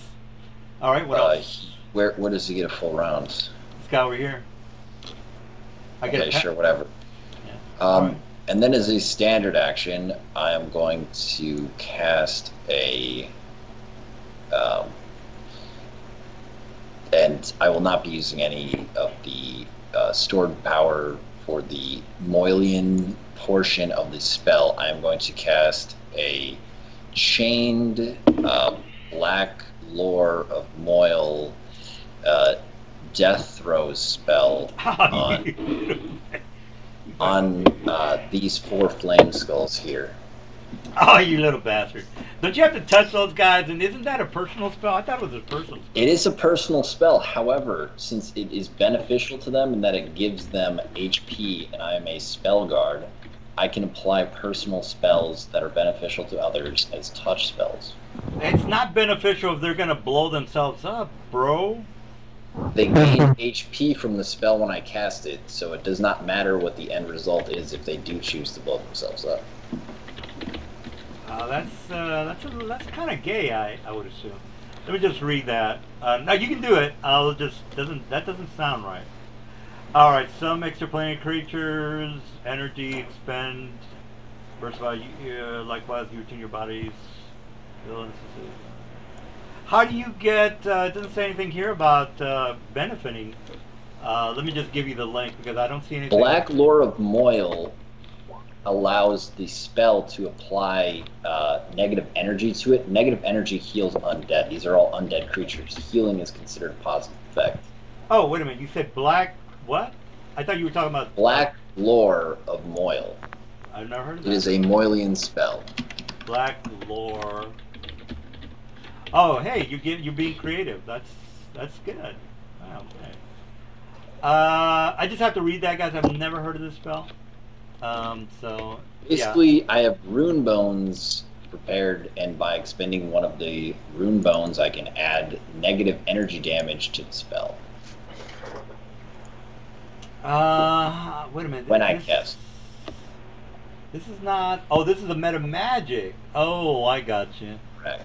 Oh, so you're adding that on top of the death throws. How many? This is meta magic. What's the level adjustment on this? Oh, one spell slot? It's 0 spell slots. It casts at normal level. God. Moylian spells cast at normal level, they just require you to have rune bones prepared for them. That is, that's not bad. Saving throw. If the spell normally lasts, saving throw negative. All right, I'll go with that. I'll go with that. Not a problem. Yeah. So each flame skull has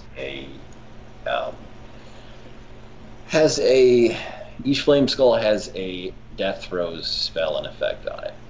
All right. Well, I am immune to magic, so doesn't that fuck up your shit? How are you immune to magic again? Or how is your immunity to magic stopping me from casting magic? Well, it's right there on the rod of absorption. Is that not? Oh, that would be great, except the rod of absorption only works against targeted array spells. These are area effect spells, so it's not going to protect you at all. Well, hey, luckily you guys have fucking Brainiac over here to save your asses. All right, so do you think... These flame skulls are going to fly into the... right next to the big cane guy here. I guess these ones will fly more sort of... Attack of opportunity for my griffin, yeah, I just want to make sure that these are all... Yeah, that'll work. That'll work. All right, Griffin. Yeah, your Griffin, yep, can make as many attacks of opportunity as it wants. You little bastard. Well, not as many, but it gets an attack of opportunity. Well, I mean, I mean, he would get it over here, is what I'm trying to get at. All right. So, yeah, go for it. All right. And before you say, well, I have a 20-foot spread. Well, yeah, I guess you do, don't you? All right. Well, there's one attack, and then there's one for his buddy next to him. So one attack of opportunity here. So, one. Yeah. So this one flew here, so he can attack that one. The other one doesn't have reach on the one that this will attack. Well, what's the hit points on your bullshit guys? 26. Well, they're almost dead. All right, is that it? Nope. And then at that point, since they are intelligent creatures with languages, they are going to read the explosive runes that they all have implanted on them. And those are going to explode, causing them to not only die and deal the explosive runes damage in the radius, but also the death throws damage. I have contingency on my guy. I'm teleporting out of there. I just wanted to let you know what I'm doing, bro. All right. Everybody else. Contingency is a personal spell, and he's not a spellcaster. So how does that work? Well, how do you know he's not a spellcaster? I just told you he's a doppelganger. Because he has a plus whatever to armor class and to hit, and I don't really know of any spellcasters that you have that have those kind of bonuses. So well, I also have arcane sight, which we had plenty of time to observe down here, so I would know whether or not he's a spellcaster. Arcane sight wouldn't tell you that he's a spellcaster, bro. Yes, if I spend a standard action. In fact, I did this to the Justin guy before we let him leave. So yeah, I would know that. No, arcane. I also know because I've used that token before for other bosses, and I know it's not a spellcaster as well. So that's from a metagame perspective, definitely not a spellcaster. Well, okay, let me just give you the arcane side, because it doesn't say here you know that the guy is a spellcaster. So here's the link. Yeah, exactly. If you concentrate on a specific creature within 120 feet, you can determine... You never concentrated. You got to the hallway and you started doing your shit, bro. You never did, I'm going to concentrate on this guy for a minute, or... You never said any of that, so, you know, come on, let's Let's not waste our time here. What's the contingency effect? Because nothing's happened that I eat. So you have a contingency prepared if a skull gets close to me. If there's an explosion and I'm about to die, just before I die, the contingency works. I know you're going to blow up the place, therefore I'm going to teleport as soon as it starts. I'm about to die is not really a specific enough contingency to have it. If I take really 1 point, okay, contingency is you have to have I take very 1 point of specific damage. No, that's too much. A contingency if Yeah. I take more. Well, you already took 1 point of damage. I so took that more would than. happen back with Vingar. If I take more than 20 points of damage, or if I'm half my hit points, I automatically I can specify whether if I take half my hit points are down, I'll teleport. If my half of my hit points are gone, I'll just say that. If my half point, if my hit points are gone, yeah. Before they explode, you don't have half of your hit point gone. Exactly. They do it all in one big chunk. Well, I'm gonna teleport out of here, regardless of what you guys, because you're purposely trying to stifle or interpret your own rules for shit you already know. So he's gonna teleport out. You know what contingency does. Actually, I think you done goofed, and you're now trying to retcon your guy into having. Well, I'm gonna. Place, so well, look, you guys already. I actually think that you're the one who's full of shit here. Look, let's not argue, guys. It's all good. You know how contingency. No, works. there's really no.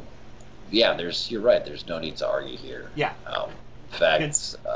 You know what contingency, how it works, guys. I know exactly how contingency works, and the thing is, you haven't specified anything that would prevent you from basically being subject to these explosions. If I take more than half of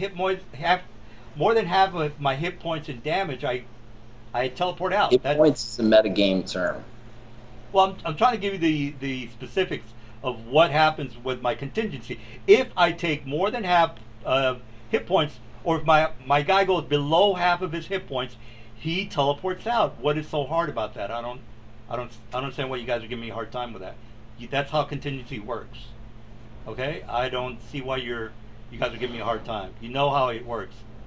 That's that's my point though. Is yes. So the contingency goes off. He teleports. The problem is he's already dead. Because if you take more than half your hit points in damage, you've taken the damage. No, so you still take damage. No, that is exactly how it works. Well, the way you specified it, if I take more than half my hit points in damage, you've already taken the damage. Well, look. Okay. Am I wrong on that, guy? Hey, guys. I think look. Regardless of what you think. Yeah, he teleports away dead. All right. He's not dead. He's not dead. Okay, guys. He's not dead. All right. He might be. He might be dead. Okay. I'll give you that. He might be dead. If you take more than half, that means you have to have taken the damage. So you've taken. I haven't even rolled for it yet, but all it's right. a Well, lot. roll, please, roll, bro. At least we have an understanding that contingency can get me out of here. All right, I got that part. All right. He might or might not. You don't know how many hit points. Let me guess. He's a 30th level spellcaster and a 10th level frenzied berserker, and that's how he lived. Am I getting this right? Even though you don't have anything up here that says he's in a frenzied state or something. He might be. What else is going on? Yeah. What else is happening? He might be, Slav. He might be.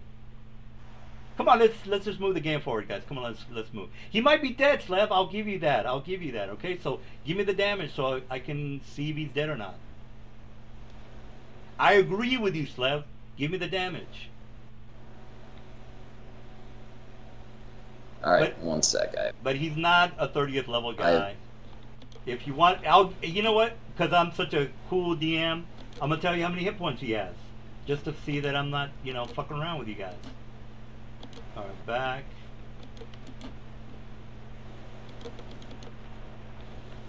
Wait a minute. Why the guy? Are you gonna roll for your damage or what?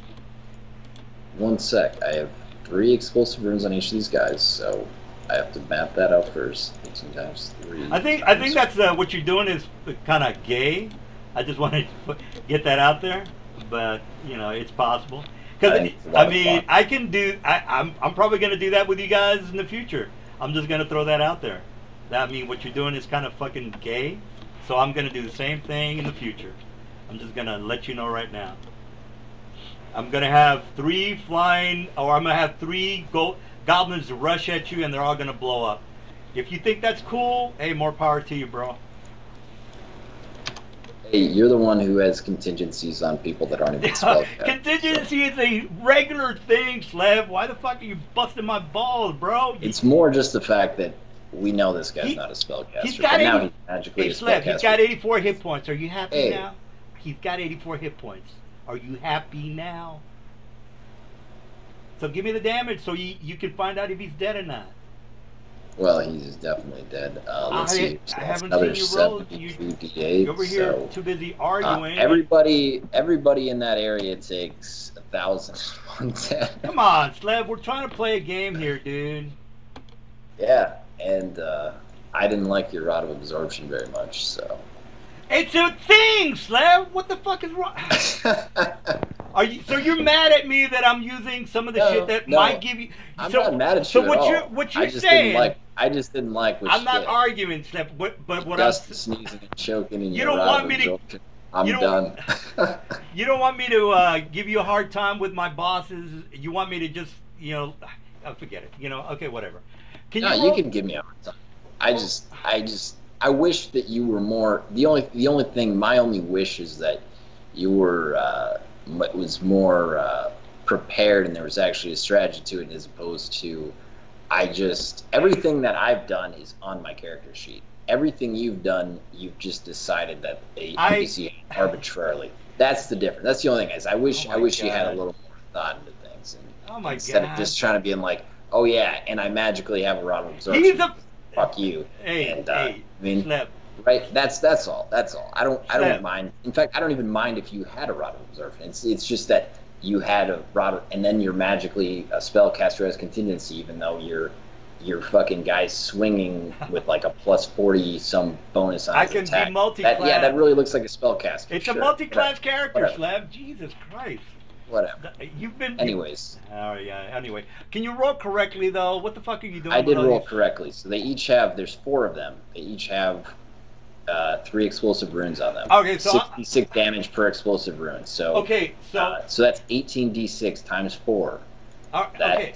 Do Is you want to cheapen the game to where I do the same thing? Is all I'm asking. Do you want me to do the same thing to you? 2. Wait a minute. This isn't. It's 11. I'm asking you a question. Do you want me to do the same thing to you? Is what I'm asking. Is it okay for me to do this your horseshit maneuver that you're doing? You're fine with it, right? You're cool with it, right? I just want to. Well, I know how to avoid it, so sure. So what you're saying is that you're okay with me doing throwing goblins at you and blowing up for 1,000 points of damage. You're saying that's fine. That's completely normal. You're not going to give me a hard time if I try that shit on you. Am I correct on that? Well, you never really cast the spell. You just assume this is a spell that you've cast in the past that you thought it had like a duration of. But that's not the question. The question is if you're fine that I can roll out. Yes, I've already said that I'm fine. I'm fine. Okay. Okay. You guys heard that. It's okay for me to roll 1,000 points of damage on you guys. You heard it from Slevin's character. Okay. Blackheart was already doing 1,000 points of damage to in a round. No, so I don't understand why this is a new novel thing. Hey, don't divert the question, sir. The question is it That's okay? not diverting the question. That's putting it in perspective. All right, and don't be so Blackheart defensive. was already doing it. All right. All right. Well, yeah, he's right. All right, now. Tonight. Yeah. No, you're right. It's just I think it's a cheap move, but it's legit, so I'm gonna do it too. All right, so he's definitely 1,000% dead, guys. All right, so his contingency goes off. He's Everyone in this turquoise circle is dead. Yeah, that's I mean that you just completely fucked up the campaign, Slav. I don't know if you know that what you just did. You fucked up the campaign, but you just fucked up the campaign, which you're cool with, I guess. I guess I don't know. You guys saw what he did, so I'm gonna do that in the future, and you guys are gonna have to eat it. So, just want to mention. What I did, in my opinion, is no worse than using Dust of Sneezing and Choking. You could have dispelled the dust the spell slip. No, so- you can't dispel it. I would have to use a spell like Panacea or something to negate the stun effect. All right, guys. All right, well, let's not. Okay, yeah, let's keep Can we going. just call it for the night? No, keep it? yeah. Sorry that I. Okay, let's. Okay, so they're all. Everybody's dead. And that's not. All right. Well, everybody's dead. Okay. So if you guys want to stop, I'm cool with stopping. I just kind of think that's a cheap move. But I think we just need to take a break right now, okay? Yeah. Well, I mean, we have these arguments all the time, Jeff. So I guess you're gonna have to get used to it. Not all the time. They usually just happen when you're drunk, and now they. I'm not sober. So. I'm just saying 1,000 points of damage is a little crazy, Slev. That's all I'm saying. You killed This my. is I mean, this is my character's like what do you call it? Last It's like resort. this is his big trick. This is my big trick, if you want to call it that. Well, doesn't what's his name die as well? I mean, look, you killed my bad guys. The encounter's over. All right, we're done. I don't get the idea that I'm upset, guys. I'm not. I just think it's a cheap move, and I'm going to use it in the future. But isn't the dwarf technically dead? Oh no, I'm sorry. You teleported him out. Sorry, my bad. All right, guys. Yeah, it was with action. Yeah, I mean. Yeah, I mean, the thing is the class that I use to pull the trick off is filled with the quote unquote good guys from your campaign. So I mean, if you can find an excuse for an evil guy, sure, why not? No, look, I'm cool with it, dude. I just think, I mean, if you just gave me precedent to do it in the future, that's all I'm saying, dude. That's it. No, All right. that's yeah. I think that's a cheap. Let's face it. You've already been doing this before. You're the one. Nobody's ever. dropping. Oh my God! Somebody is upset that I use. Look, we're kind of. I'm not upset at all, DM. I'm not upset either. That's the key difference. Well, I just figured that if here's my line of thought. Here's my line of thought. If Mingar can't participate in the encounter, we might as well end the encounter as quickly as possible so that we can move on to the next one where he can participate. I just don't like to see my allies not able to participate. That's the big thing. Well, That's the main thing. I used a totally legit item. I don't see why you guys give me a hard time with it. Yeah, I mean it's a legit item, but it's one of the ones that most people kind of agree not to use. Well, Let's can you just guys put it this way?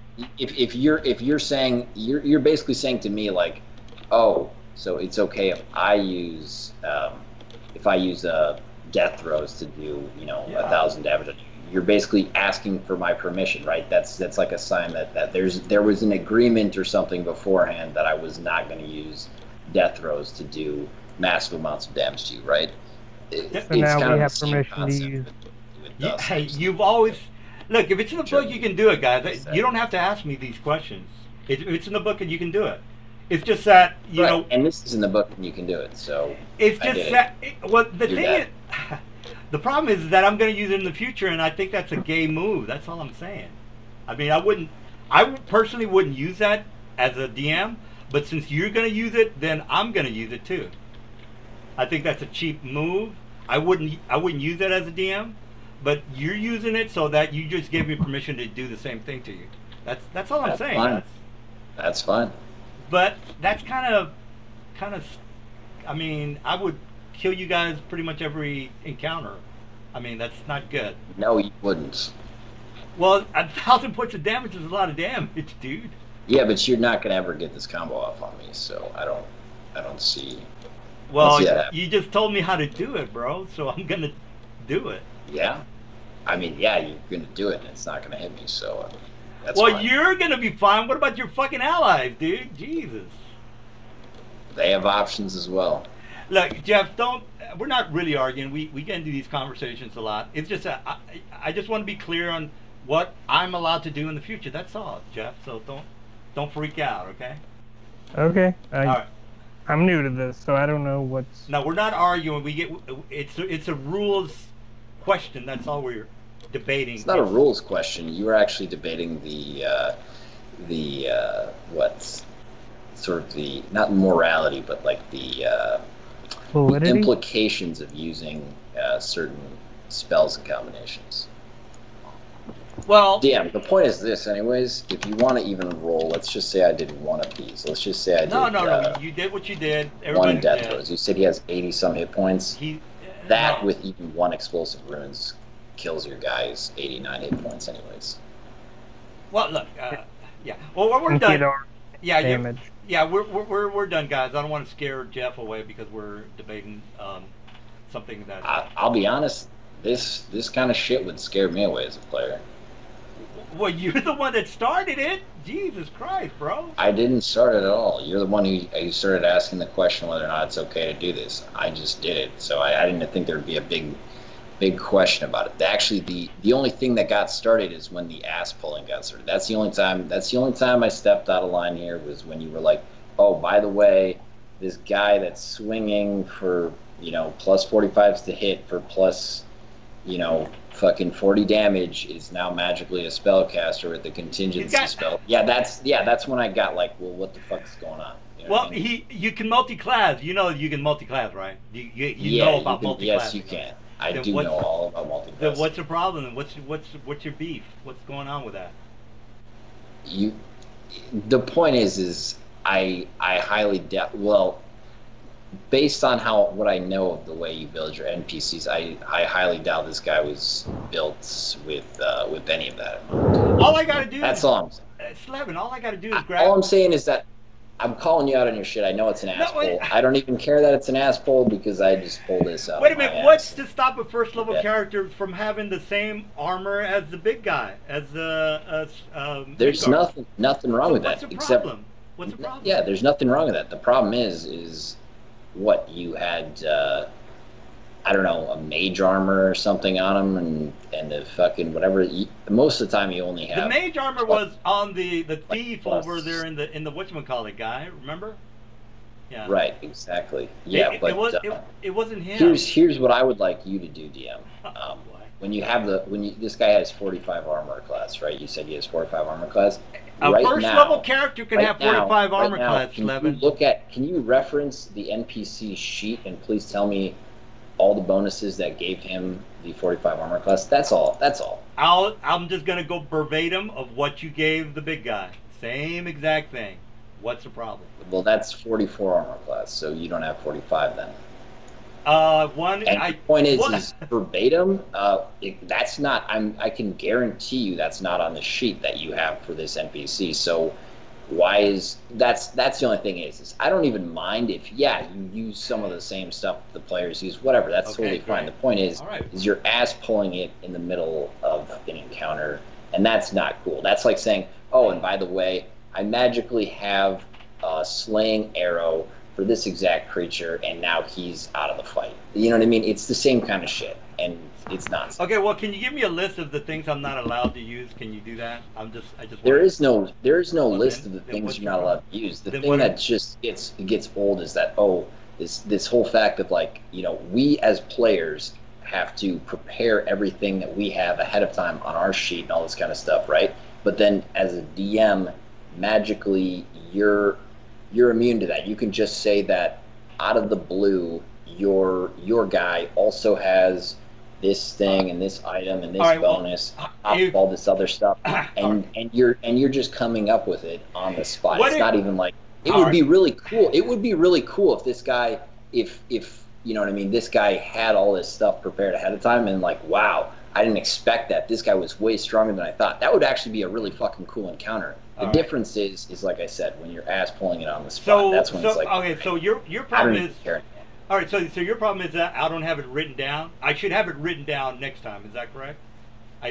Written down, so I can copy and paste. Well, you should have these encounters and shit like that. Yeah, they should be prepared. That's Well, I have it prepared. It's just it is actually, to me, it is actually pretty cool to have an encounter where not everything can go as planned and where my stuff gets thwarted. I love that. I love when there's a challenge. It doesn't sound like what it sounds like. What I don't like is when people just make shit up. Okay, you know what? I'll give you the stats. Would that make you happy? Sure. Yeah. Give me the stats. All right. Right now. Well, I don't have them prepared, dude. I'll set them up for you. I'll give them to you during the week. It doesn't matter if I have them now or Wednesday. It doesn't matter. It's the same. It's the same stats. Actually, that would just make my point, but sure. So, basically what you're saying is that I'm not allowed to have a 45 my character armor just class has these stats, but I don't have to tell you where I got them from. But we're going to stop in the middle of a session to have Mingar explain to me why he has 44 AC, but I don't have to be prepared with why I have 44 AC. I just have 44 AC. Sure, you can do that as a DM, but to me, that's very disingenuous to the 3.5 rule system. I agree. We can play. There are. I'll have the stats for you on Wednesday. Out there where you can just make stuff up on the spot. I'll have the stats for you on Wednesday. How's that? Would it be better? We can play those. Okay. Just let me know what system you want to use. There are freeform ones out there, but to me it just seems dishonest to the 3.5 system for you to just say, "Oh, I magically have all this stuff on the spot," but then your players, they don't have that same. I'll give you the stats on Wednesday. Are you gonna keep going or what? I don't. I didn't know I was gonna be in front of a jury. I didn't know I was gonna be in front of a jury today. That's why I didn't have the stats ready. Yeah. I don't even think you get my point. Really. The point is that you want what you want. I don't know why I'm wasting my time. Well, look, Jeff, don't freak out. It's just that he's upset that my guy had 45 armor class. But clearly. Yeah, and next time I have my boss, I'll have all the stats. That way I don't have to hear Slevin ramble about how he's upset that I'm. And by the way, I'm gonna use this 1,000. No, you know what? I'm not gonna do that. That's fucking super gay. I will never do that. That's just not cool. I'm never gonna do that, guys. So don't worry about the 1,000. That's just fucking. I would never do that. That's just. Why even play if the DM's gonna roll that crazy shit on us? I mean, there's nobody who. So we'll just do loot next time. Yeah, we'll do loot. Look, Jeff, we have these. I don't want to say it's arguments. It's just that I would never do that. I will promise you that I will never do what Slevin just did. That's just not good. He can do whatever he wants. It's by the book. He can do that. I would never do that. That's just. I mean, that's just stupid for a DM to do. That's just. Why even play with a DM who's going to roll crazy shit like that? All right, but I'll give you the stats. I'm going to be cool. I agree with Slevin. Okay, I should have been prepared. I didn't know I was going to be in front of a jury today, but I'll give him the stats. It's not like impossible to look up Oriental Adventures horseshit armor.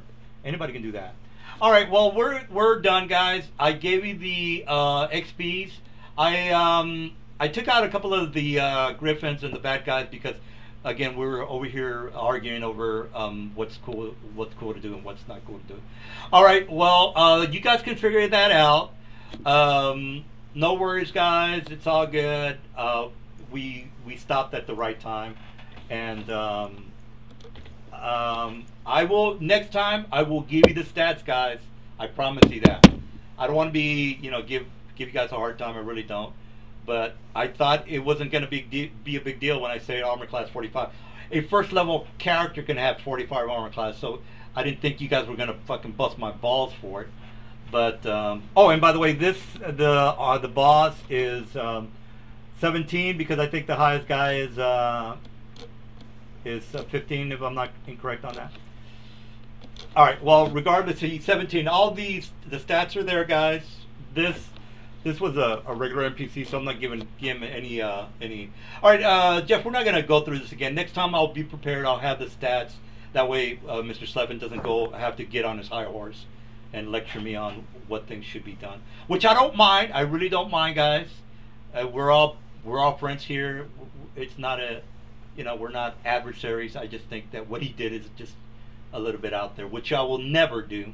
So don't worry about that, guys. I'm never going to do that. All right, so any questions or comments, guys?